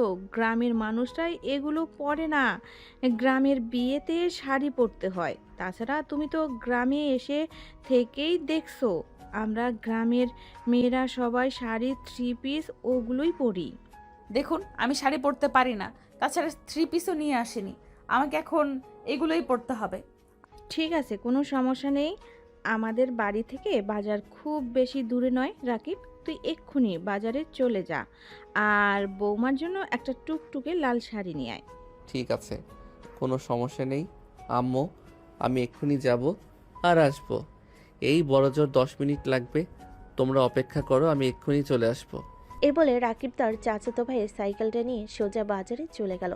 তারপর তার পছন্দ মতো সুন্দর লাল টুকটুকে একটা শাড়ি কিনে নিল আর সেটা নিয়ে বাসায় চলে আসে। তারপর সেটা নদীর হাতে তুলে দিয়ে বলে, এই নাও তোমার শাশুড়ি মায়ের পছন্দের লাল রঙের শাড়ি, এখন তাড়াতাড়ি করে এই শাড়িটা পরে রেডি হয়ে নাও। আর হ্যাঁ, এখানে একটা ফুলের গাছরা আছে, ওটা চুলে দিবে, তোমাকে খুব সুন্দর লাগবে। এদিকে রাকিবের হাত থেকে শাড়িটা নিয়ে নদী রুমে চলে গেল, কিন্তু সে তো শাড়ি পরতেই পারে না। প্রায় আধা ঘন্টা চেষ্টা করছে শাড়ি পরার জন্য, কিন্তু সে কোনোভাবেই পেরে উঠছে না। আর তখনই তার শাশুড়িমা রুমে আসে, দেখে নদী কোনোভাবেই শাড়িটা পরতে পারছে না। তাই তিনি নদীকে বলেন, আরে বোমা, এটা তুমি কি করছো? শাড়ি পরছো নাকি কলা গাছে কাপড় পেঁচিয়ে রাখছো? তুমি আমার কাছে দাও, আমি তোমাকে শাড়িটা পরিয়ে দিচ্ছি। তুমি শাড়ি পরতে পারো না সেটা আমাকে বললেই পারতে, আমি নিজের হাতে কত সুন্দর করে তোমাকে শাড়ি পরিয়ে দিতাম। যেন আমি যখন এ বাড়ির বউ হয়ে এসেছিলাম, তখন পাড়ার যত মেয়ের বিয়ে হতো তাদের সবাইকে আমি শাড়ি পরিয়ে দিতাম। সবাই আমার শাড়ি পরা খুব পছন্দ করত। আর এখন কিনা আমার বৌমা শাড়ি পরতে পারে না। আসলে আম্মু, আমি তো এর আগে কোনোদিনও শাড়ি পরিনি, তাই শাড়ি কিভাবে পরতে হয় সেটা আমি জানি না, তাই শাড়ি পরতে পারছিলাম না। যাই হোক, এখন আপনি চলে এসেছেন, তাহলে তো আর কোনো সমস্যা নেই। আপনি নিজের হাতেই আমাকে এই শাড়িটা পরিয়ে দিন। রাকিবের আম্মু তখন নদীর হাত থেকে শাড়িটা খুলে নিয়ে আর তারপর নিজের হাতে তার বৌমাকে অনেক সুন্দর করে শাড়িটা পরিয়ে দিল। আদিম যুগের মানুষও এত সুন্দর করে শাড়ি পরতে পারে, এটা নদী এই প্রথমবার দেখলো। যাই হোক, অবশেষে নদী তার শাশুড়ি মাকে বলল, সো বিউটিফুল আম্মু, আপনি তো অনেক সুন্দর শাড়ি পরাতে পারেন। সত্যি আপনার শাড়ি পরানোটা অনেক সুন্দর হয়েছে, আমার খুব পছন্দ হয়েছে। এভাবে যদি কেউ সুন্দর করে আমাকে শাড়ি পরিয়ে দিত, তাহলে আমি প্রতিদিন শাড়ি পরতাম। জানেন আম্মু, আমি না ছোটবেলা থেকেই কখনো মায়ের আদর পাইনি। মায়ের আদর ভালোবাসা কেমন হয় সেটা আমি জানি না। আপনাকে দেখতে কেন জানি না আমার মায়ের কথা খুব বেশি মনে পড়ছে। আজ যদি আমার মা বেঁচে থাকে, তাহলে হয়তো আমার মা আমাকে প্রায় শাড়ি পরিয়ে দিত, নিজের মতো করে সাজিয়ে গুছিয়ে দিত। আমার খুব ভালো লাগতো, কিন্তু দুর্ভাগ্য, আমার তো আর মা নেই। বৌমা প্লিজ এভাবে বলো না। তোমার মা বেঁচে নেই তো কি হয়েছে, আমি তো বেঁচে আছি। তোমার যা প্রয়োজন হয় তুমি আমাকে বলবে। আমি তো তোমার মায়ের মতোই, আমি তোমার শাশুড়ি, আমাকে তুমি মা বলে ডাকো। তাহলে আমি কি তোমার মায়ের মতো তোমার আবদারগুলো পূরণ করতে পারবো না? আমি যদি আমার মেয়ের আবদারগুলো পূরণ করতে পারি, তাহলে অবশ্যই তোমার আবদারগুলো পূরণ করতে পারবো। সত্যি আম্মু, আমার আব্বু একদম ঠিক কথাই বলে। গ্রামের মানুষরা সত্যি অনেক ভালো, সবার সঙ্গে কত সহজে মিশে যেতে পারে, সবার সঙ্গে কত ভালো আচরণ করে। কিন্তু শহরের মানুষের মাঝে এরকম মানসিকতা, এরকম মিশুক স্বভাব আমি কখনোই দেখিনি। সবাই নিজেদের নিয়ে ব্যস্ত থাকে সব সময়। এভাবে বসে বসে গল্প করতে থাকে বউ শাশুড়ি মিলে। আর এদিকে দেখতে দেখতে প্রায় 1 ঘন্টা সময় অতিবাহিত হয়ে গেছে। বাড়ির বাইরে সবাই তাদের জন্য বসে বসে অপেক্ষা করছে, কিন্তু তারা শাশুড়ি বৌমা এদিকে গল্প করে যাচ্ছে। তাই নদীর আপু রাকিবকে বলল, রাকিব, একটু ভিতরে গিয়ে দেখো তারা শাশুড়ি বৌমা রেডি হয়েছে কিনা। তারা শাশুড়ি বৌমা যদি রেডি হয়ে থাকে তাহলে তাদেরকে নিয়ে আসো। আমার তো বিয়ে বাড়িতে যেতে আর তর্স হয়েছে না। আমি সে কখন থেকে অপেক্ষা করছি বিয়ে বাড়িতে যাব, আর গ্রামের বিয়েতে কবজি ডুবে খাবো। আব্বু, আপনি 1 মিনিট অপেক্ষা করুন, আমি এখনই তাদের দুজনকে নিয়ে আসছি। আমার মনে হয় তারা দুজনে গল্প করতে লেগে গেছে। আমি তো আমার আম্মুকে খুব ভালো করে চিনি। আমার আম্মুর কাছে কোনো মানুষ আসলে অন্তত 2 ঘন্টা বসে গল্প করে, আর সেখানে আপনার মেয়ে তো তার নিজের পুত্রবধূ, সে মনে হয় আপনার মেয়েকে বশ করে ফেলেছে। এই বলে রাকিব ভিতরে চলে আসলো। আর রুমে এসে দেখি সত্যি সত্যি তারা দুজনে একসঙ্গে বসে কত গল্প করছে। রাকিব অবাক নয়নি তাকিয়ে দেখছে, আর তখনই তার আম্মু তাকে দেখে ফেলে আর বলে, কি ব্যাপার রাগিব, কি হয়েছে? তুই এখানে দাঁড়িয়ে দাঁড়িয়ে আমাদের কথা শুনছিস কেন? আমি তোমাদের কথা শুনতে যাব কেন? আমি তোমাদেরকে বলতে এসেছিলাম তোমাদের রেডি হওয়া শেষ হয়েছে নাকি। ওদিকে আব্বু কতক্ষণ ধরে বসে আছে বিয়ে বাড়িতে যাবে বলে। আব্বু তো আমাকে বলেছে আর দেরি করে বিয়ে বাড়িতে গেলে বিয়ের খাবারই শেষ হয়ে যাবে, উনি নাকি খেতেই পাবেন না। হ্যাঁ, সেটা তো একদম ঠিক কথাই বলেছে। আসলে বউ শাশুড়ি মিলে গল্প করছিলাম তো, কখন যে সময় পেরিয়ে গেল বুঝতেই পারিনি। বৌমা চলো তাড়াতাড়ি। বলে। এরপর সবাই মিলে বিয়ে বাড়িতে চলে আসে। আর সারাদিন বিয়ে বাড়িতে অনেক আনন্দ উল্লাস করে আজকের দিনটা। কিন্তু নদী অনেক খুশি ছিল, আজ তার খুব ভালো লাগছে। সত্যি সে যখন শহরে বড় হয়েছে তখন খেলাধুলা বা মেলামেশা করার জন্য সেরকম কাউকে পায়নি, আর এখন গ্রামে এসে কত মানুষ পাচ্ছে, সবাই তাকে কত ভালোবাসে, সবাই তার সঙ্গে 2 মিনিট কথা বলার জন্য ছুটে আসে, কেউ বা একটা ফটো তোলার জন্য। এভাবে সারাদিন শেষে সবাই আবার রাকিবদের বাড়িতে চলে আসে। রাতের বেলা রাকিবের আম্মু রান্না করছিল, আর তখনই নদী তার শাশুড়ি মায়ের কাছে চলে যায় আর তার শাশুড়ি মাকে বলে, আম্মু কি রান্না করছেন বলেন, আমি আপনাকে হেল্প করি। আরে না বৌমা, সেটার কোনো প্রয়োজন হবে না। তুমি লাকড়ির চুলায় রান্না করতে পারবে না। তুমি আমার পাশে বসে থাকো, আমি তোমার সঙ্গে গল্প করি, তাহলেই আমার হবে। আমাকে কোনো সাহায্য করতে হবে না।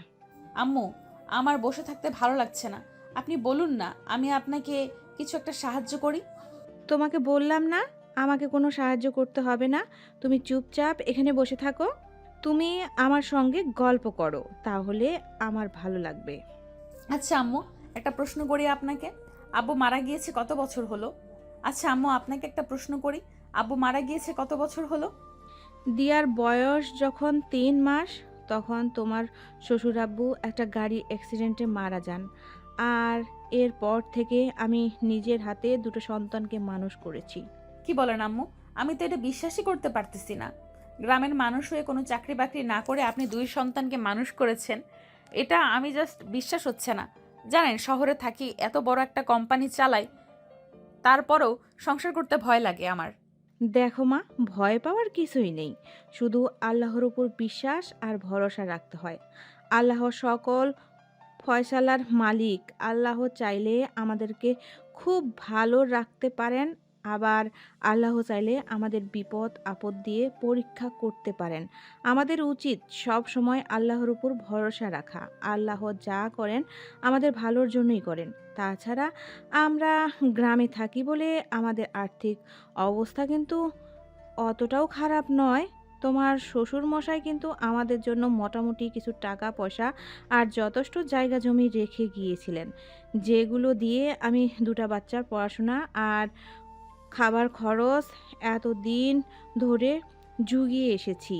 আর এখন তো রাকিব মোটামুটি একটা চাকরি করে, তা দিয়ে মাসাল্লাহ আমাদের চলে যায় খুব ভালোই। এই তো দিয়া এই বছর কলেজ শেষ করলো, এখন ভার্সিটিতে ভর্তি হবে। রাকিব তো বলেছে দিয়াকে ভার্সিটিতে ভর্তি করাবে কলেজে নিয়ে। আমি তো একা একা এখানে থাকতে পারবো না, আমার খুব কষ্ট হবে। কোনো সমস্যা নেই আম্মু, আমি আপনাদেরকে আমার সঙ্গে করে নিয়ে যাব। আপনাকে আমার খুব ভালো লেগেছে। আমি তো ভেবেছিলাম গ্রামের মানুষ মনে হয় অন্যরকম, আমি তাদের সঙ্গে মিশতে পারবো না, কিন্তু এখানে এসে আমি ঠিক অন্যরকম মনে হচ্ছে।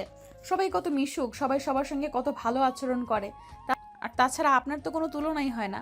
সত্যি আমি আপনাদের না দেখে বুঝতেই পারতাম না গ্রামের মানুষ এতটা ভালো হয়। কিন্তু ভাবি, ভাইয়া তো বলছে তোমাকে নাকি এখানে রেখে আর শহরে নিয়ে যাবে না। আমার কোনো সমস্যা নেই, তোমার ভাইয়া যদি আমার ব্যবসা সামলাতে পারে তাহলে আমি গ্রামে থাকতে পারবো, আমার কোনো সমস্যা হবে না। আম্মু যথেষ্ট ভালো মনের মানুষ, ওনার সঙ্গে থাকতে আমার কোনো সমস্যা নেই। জানো আমি জন্মের পর আমার মাকে দেখতে পাইনি, মায়ের আদর স্নেহ ভালোবাসা কী জিনিস সেটা আমি বুঝতে পারিনি। যদিও সোনার চামচ মুখে নিয়ে আমার জন্ম হয়েছিল, আমার বাবা আমাকে কখনোই কোনো জিনিসের অভাব বোধ করতে দেয়নি, কিন্তু মায়ের অভাব সে কখনোই পূরণ করতে পারেনি। জানো আমার বাবা চাইলেই একটা বিয়ে করে নিতে পারতো, কিন্তু আমার বাবা সব সময় আমার চিন্তা করতো। আমার বাবা সব সময় এটা চিন্তা করতো, ঘরে সৎ মা আসলে আমাকে কখনোই নিজের সন্তানের মতো ভালোবাসবে না। সেই চিন্তা করে আমার বাবা আর বিয়ে করেনি। হ্যাঁ, সেটা আমি ভাইয়ের কাছে শুনেছি। ভাবি, আমি তো ভাইয়ের কাছে আরো একটা কথা শুনেছি, তুমি নাকি ভাইয়ের কাছে থাকতে চাও না। হ্যাঁ, তুমি একদম ঠিক শুনেছো। এতদিন তোমার ভাইয়াকে আমার একটুও ভালো লাগতো না। তাছাড়া তোমার ভাইয়া আমার সাথে বয়সে অনেক ছোট, আমি আমার বন্ধুদের সামনে তাকে নিয়ে যেতে পারতাম না। বন্ধুরা আমাকে নিয়ে হাসাহাসি করতো, সোসাইটিতে কারোর সঙ্গে তাকে পরিচয় করে দিতে পারতাম না। আমার বন্ধুরা তাদের হাজবেন্ডকে নিয়ে বিদেশে ট্যুরে যেত, তখন তো আনন্দ উল্লাস করতো, ক্লাবে যেত, পার্টি করতো, কিন্তু আমি কোনো কিছুই করতে পারতাম না। যখনই তোমার ভাইয়াকে আমি আমার বন্ধুদের সামনে নিয়ে যেতাম তখনই তারা সবাই এটা নিয়ে হাসাহাসি করতো, বলতো আমি আমার নিজের চাইতে বয়সে ছোট একটা ছেলেকে বিয়ে করেছি। কেন কেন বিয়ে করলাম? আমি কি সম্পত্তির লোভে পড়েছি নাকি অন্য কিছু? আমি তখন তাদেরকে কোনো উত্তর দিতে পারতাম না। চুপচাপ কান্না করতে করতে সেখান থেকে চলে আসতাম। আর মনে মনে ভাবতাম কেন আমার সঙ্গে এরকমটা হলো, আমার আব্বু কেন জানি শুনে আমাকে এত বড় একটা কষ্ট দিল।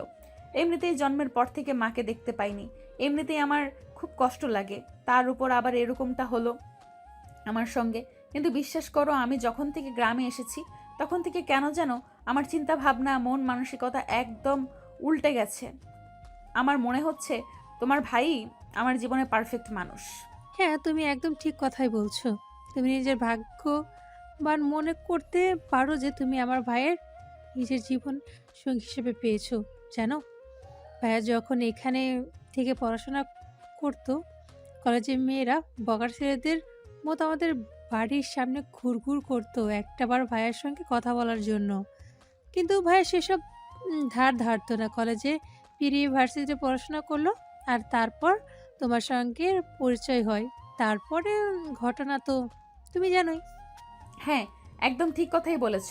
তোমার ভাইয়ার কাছে আমাকে ক্ষমা চাইতে হবে যা কিছু করেছি সব কিছুর জন্য। আমি জানি না তোমার ভাইয়া ক্ষমা করবে কিনা, কিন্তু তারপরও আমার মনে হয় তোমার ভাইয়ার কাছে আমার একবার ক্ষমা চাওয়া উচিত। সেটা তো প্রয়োজন নেই বৌমা। আমার ছেলে অনেক ভালো। আমার ছেলে হিসেবে আমি বলছি না, সত্যি আমার ছেলেটা অনেক ভালো। তোমার প্রতি তার কোনো অভিযোগ নেই। আমি প্রতিদিন যখন তাকে ফোন করতাম, সে আমাকে বলতো তুমি তাকে রান্না করে এটা ওটা খাইয়েছো, কিন্তু কোনো দিন তোমার বিরুদ্ধে এইটুকু অভিযোগ পর্যন্ত করেনি। আজ আমি তোমার আব্বুর কাছে শুনলাম তুমি নাকি কখনো বাড়িতে রান্নাঘরে পা পর্যন্ত দাও না। সেখানে আমার ছেলে তোমার নামে কত প্রশংসা করত। আমি বুঝতে পেরেছি আমার ছেলে তোমাকে কতটা ভালোবাসে। বৌমা প্লিজ, তোমার মনে হিংসা বিদ্যা ছড়িয়ে গেলে আমার ছেলেটাকে ভালোবাসো, দেখো জীবনে অনেক সুখী হবে। এরপর দিয়া আর রাকিবের আম্মু নদীকে অনেকক্ষণ বোঝালো। নদীর কথাগুলো মনোযোগ দিয়ে শুনলো। আসলে কথাগুলো সত্যি। রাকিব নদীকে অনেকটাই ভালোবাসে, তা না হলে এত কিছুর পরও রাকিব নদীদের বাড়িতে পড়ে থাকতো না। এভাবেই কথা বলতে বলতে রাতের রান্নাবান্না শেষ হয়ে গেল। তারপর সবাই মিলে একসঙ্গে মেঝেতে পাটি পেতে বসে খাবার খেয়ে নিল। তারপর গতকালকের মতো আজকেও সবাই মিলে উঠানে বসে রাত 2টা পর্যন্ত গল্প গুজব করলো। তারপর সবাই নিজ নিজ বাড়িতে চলে যায়। আর এদিকে নদী রুমে চলে আসে। নদী রুমে এসে রাকিব বিছানা গোছাচ্ছে। এটা দেখে নদী রাকিবকে বলে, কি করছো তুমি? তুমি এখানে এসে দাঁড়াও, আমি বিছানা গুছিয়ে দিচ্ছি।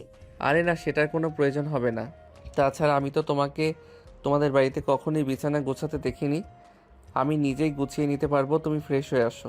আমি অনেকক্ষণ আগেই ফ্রেশ হয়ে এসেছি, কোনো সমস্যা নেই। তুমি এদিকে এসে দাঁড়াও, আমি বিছানা গুছিয়ে দিচ্ছি।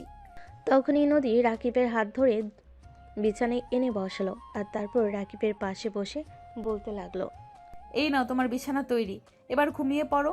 আর হ্যাঁ, সকালবেলা কিন্তু আমাকে ঘুম থেকে ডেকে তুলবে, তারপর দুজনে মিলে হাঁটতে যাব। আচ্ছা, আজ তুমি আমার সঙ্গে এত ভালো আচরণ করছো। তোমাকে তো কখনোই আমার সঙ্গে এত ভালো আচরণ করতে দেখা যায়নি। এই বলে রাকিব বিছানায় এসে শুয়ে পড়তে চায়। আর তখনই নদী তার বুকের উপর শুয়ে পড়ে আর বলে, আই এম সরি রাকিব, তুমি প্লিজ আমাকে ক্ষমা করে দাও। এতদিন যা কিছু করেছি সব কিছুর জন্য আমি খুবই দুঃখিত। প্লিজ তুমি আমার উপর আর অভিমান করে থেকো না। প্লিজ তুমি আমাকে ক্ষমা করে দাও। আরে কি হয়েছে তোমার? তুমি এভাবে কেন বলছো? তুমি আবার আমার সঙ্গে কি করলে? তোমার প্রতি আমার কোনো অভিযোগ নেই। আমি তোমার প্রতি অনেক অন্যায় করেছি, সেগুলোর জন্য আমি তোমার কাছে ক্ষমা চাইছি। প্লিজ তুমি আমাকে ক্ষমা করে দাও। আর কখনোই আমি তোমার সঙ্গে এরকম আচরণ করব না। তুমি সত্যি অনেক ভালো মনের মানুষ, এটা আমি দেরিতে হলেও বুঝতে পেরেছি। নদী, তোমার কি মাথা খারাপ হয়ে গেছে নাকি? এখানে এসে নাকি ভূতে ধরেছে যে এই কথাগুলো বলছো? দূর যাও, তোমার সঙ্গে ভালো কথা বলতেই নেই। তুমি তো ভালো কথা বুঝবেই না, উল্টো আরো কথা শুনিয়ে দেবে আমাকে। ভূতে ধরতে যাবে কেন? আমি সত্যিই দুঃখিত, প্লিজ তুমি আমাকে ক্ষমা করে দাও। আর বয়ফ্রেন্ডের কথা কখনোই তোমাকে বলবো না। আমি তোমার কাছে সারা জীবন থাকতে চাই। প্লিজ রাকিব, তুমি আমাকে ক্ষমা করে দাও। আর তোমার ভালোবাসায় আমাকে বেঁধে রাখো। আমি তোমাকে ছেড়ে কোথাও যেতে চাই না। আমি কি কখনো তোমাকে বলেছি নাকি যে তুমি আমাকে ছেড়ে চলে যাও, অনেক দূরে চলে যাও? আমি তোমার সঙ্গে থাকতে চাই না বলেছি কখনো এই কথাগুলো? না, তুমি আমাকে এই কথাগুলো কখনোই বলনি। তাই তো তোমাকে বলছি, আমি তোমাকে ছেড়ে কোথাও চলে যেতে চাই না। আমি সারা জীবন তোমার কাছেই থেকে যেতে চাই। তোমার ভালোবাসা আমি বুঝতে পেরেছি। সত্যি তুমি আমাকে অনেক বেশি ভালোবাসো। তোমার এই ভালোবাসাটাকে আমি হারাতে চাই না। আমি তো তোমার চাইতে বয়সে ছোট। তুমি বন্ধুদের সঙ্গে আমাকে নিয়ে যেতে পারো না? তোমার সোসাইটি, তুমি আমার জন্য মুখ দেখাতে পারো না? তুমি আমার সঙ্গে থাকলে তো তোমার এই অর্পণা ইচ্ছেগুলো কখনোই পূর্ণ হবে না। তাছাড়া তুমি তো আমাকে বলেছো কিছুদিনের মধ্যে তোমার বয়ফ্রেন্ড বাংলাদেশে চলে আসছে। প্লিজ রাকিব, আমি এই কথাগুলো আর মনে করতে চাই না। আমি আমার বয়ফ্রেন্ডের কাছে কখনোই যাব না। কেন জানো, আমি আমার মাকে ফিরে পেয়েছি। আমার মা সেই ছোটবেলায় আমাকে ছেড়ে চলে গেলেও আবার আমার জীবনে ফিরে এসেছেন।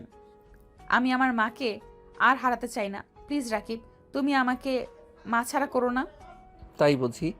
ঠিক আছে, কোনো সমস্যা নেই। তাহলে তুমি তোমার মায়ের কাছ থেকে যাও আর আমি ঢাকায় চলে যাই।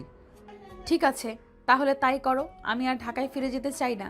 আমি আমার মায়ের কাছ থেকে যেতে চাই না। জানো, আম্মু খুব ভালো মানুষ। আম্মু আমাকে নিজের মেয়ের মতো আদর যত্ন করেন, কত ভালোবাসেন। আমি আম্মুকে ছেড়ে যেতে চাই না। আর যদি ঢাকায় যেতেই হয় তাহলে আম্মুকে নিয়ে তারপরে যাব। আচ্ছা ঠিক আছে, এসব ব্যাপারে পরে কথা বলা যাবে। এখন রাত 2:30 বেজে গেছে, ঘুমাবে চলো। এই বলে রাকিব বিছানায় এসে শুয়ে পড়তে চায়, আর তখনই নদী তার বুকের উপর শুয়ে পড়ে আর বলে, এই আমার না আদর পেতে ইচ্ছে করছে, একটু আদর করে দিবে আমায়? ওরে বাবা, আজ সূর্য কোন দিকে উঠলো বাসরাতে? আপনার সঙ্গে জোর করে আমাকে বাসর করতে হয়েছিল। যতবার আপনার কাছে গিয়েছি ততবারই আপনাকে জোর করে আমার সব করতে হয়েছে। আর আজ কি না আপনি নিজের থেকে এসব বলছেন? এই ফাজিল ছেলে, একদম আমাকে আপনি আপনি করে বলবে না। আমি তোমার বিয়ে করা বউ, আমাকে তুমি করে বলবে। আমাকে আমার নাম ধরে ডাকবে। আপনি আপনি করলে কেমন পর পর লাগে। ঠিক আছে বৌরানী, চলেন তাহলে আপনাকে আদর করি। এ বলে রাকিব নদীকে নিজের কাছে টেনে নেয়, আর নদীর ঠোঁট দুটো নিজের দখলে নিয়ে ইচ্ছে মতো কিস করতে থাকে। আর এদিকে আজ নদীও রাকিবের সঙ্গে রেসপন্স করতে থাকে, কারণ আছে রাকিবকে মন থেকে মেনে নিতে পেরেছে। রাকিব আজ নদীর সম্মতি পেয়ে নিজের মন ইচ্ছা মতন নদীকে আদর করতে থাকে। আর কিছুক্ষণের মধ্যেই দুজনে ভালোবাসার মহাসমুদ্রে ডুবে যায়। প্রায় ঘণ্টাখানেক চলল তাদের এই ভালোবাসার আদান প্রদান। তারপর দুজন দুজনকে জড়িয়ে ধরে ঘুমিয়ে পড়ে। সকালবেলা ফজরের আজান দিতে রাকিব নদীকে ঘুম থেকে ডেকে তুলে আর বলে, এই যে ম্যাডাম, তাড়াতাড়ি ঘুম থেকে উঠেন, গোসল করতে হবে। এটা গ্রামের বাড়ি, এখানে টিউবওয়েলের পাড়ে গিয়ে গোসল করতে হয়। সকাল হতেই সবাই ঘুম থেকে উঠে যাবে। আর সকালবেলা যদি আপনাকে কেউ এভাবে গোসল করতে দেখে তাহলে সবাই নিয়ে হাসাহাসি করবে। করলে করুক, তাতে আমার কি? আমার জামাইয়ের সঙ্গে আমি রোম্যান্স করছি, তাতে কারোর কোনো সমস্যা হবার কথা না। চুপচাপ ঘুম থেকে উঠো, এটা গ্রামের বাড়ি, সবার সামনে লজ্জায় পড়তে হবে। এই বলে রাকিব নদীকে টেনে বিছানা থেকে তুলে আর তারপর ফ্রেশ হতে চলে যায়। নদী ফ্রেশ হয়ে এসে আবার বিছানায় শুয়ে পড়ে। এটা দেখে রাকিব বলতে থাকে, কি হলো, তুমি আবার এসে বিছানায় শুয়ে পড়লে কেন? আরে জামাই, রাতে 3:30 বাজে ঘুমালাম, আর এখন ভোর 5টা বাজে, আমার ঘুম হয়নি। চলো আসো, দুজন একসঙ্গে ঘুমাবো। রাকিব তখন আর কোনো কথা না বলে চুপচাপ নদীর সঙ্গে বিছানায় চলে আসলো। আর তারপর দুজন দুজনকে জড়িয়ে ধরে ঘুমিয়ে পড়লো। এভাবেই শুরু হলো তাদের নতুন একটা ভালোবাসার গল্প। ভিউয়ার্স, আমাদের আজকের গল্পটা এই পর্যন্তই ছিল। আমাদের প্রেমের গল্পটা আপনাদের কাছে কেমন লেগেছে অবশ্যই ছোট্ট একটা কমেন্টে জানাবেন। সবাই ভালো থাকবেন, সুস্থ থাকবেন। আবারও দেখা হবে নতুন কোনো প্রেমের গল্পে। এ পর্যন্ত সবাই অপেক্ষা করুন।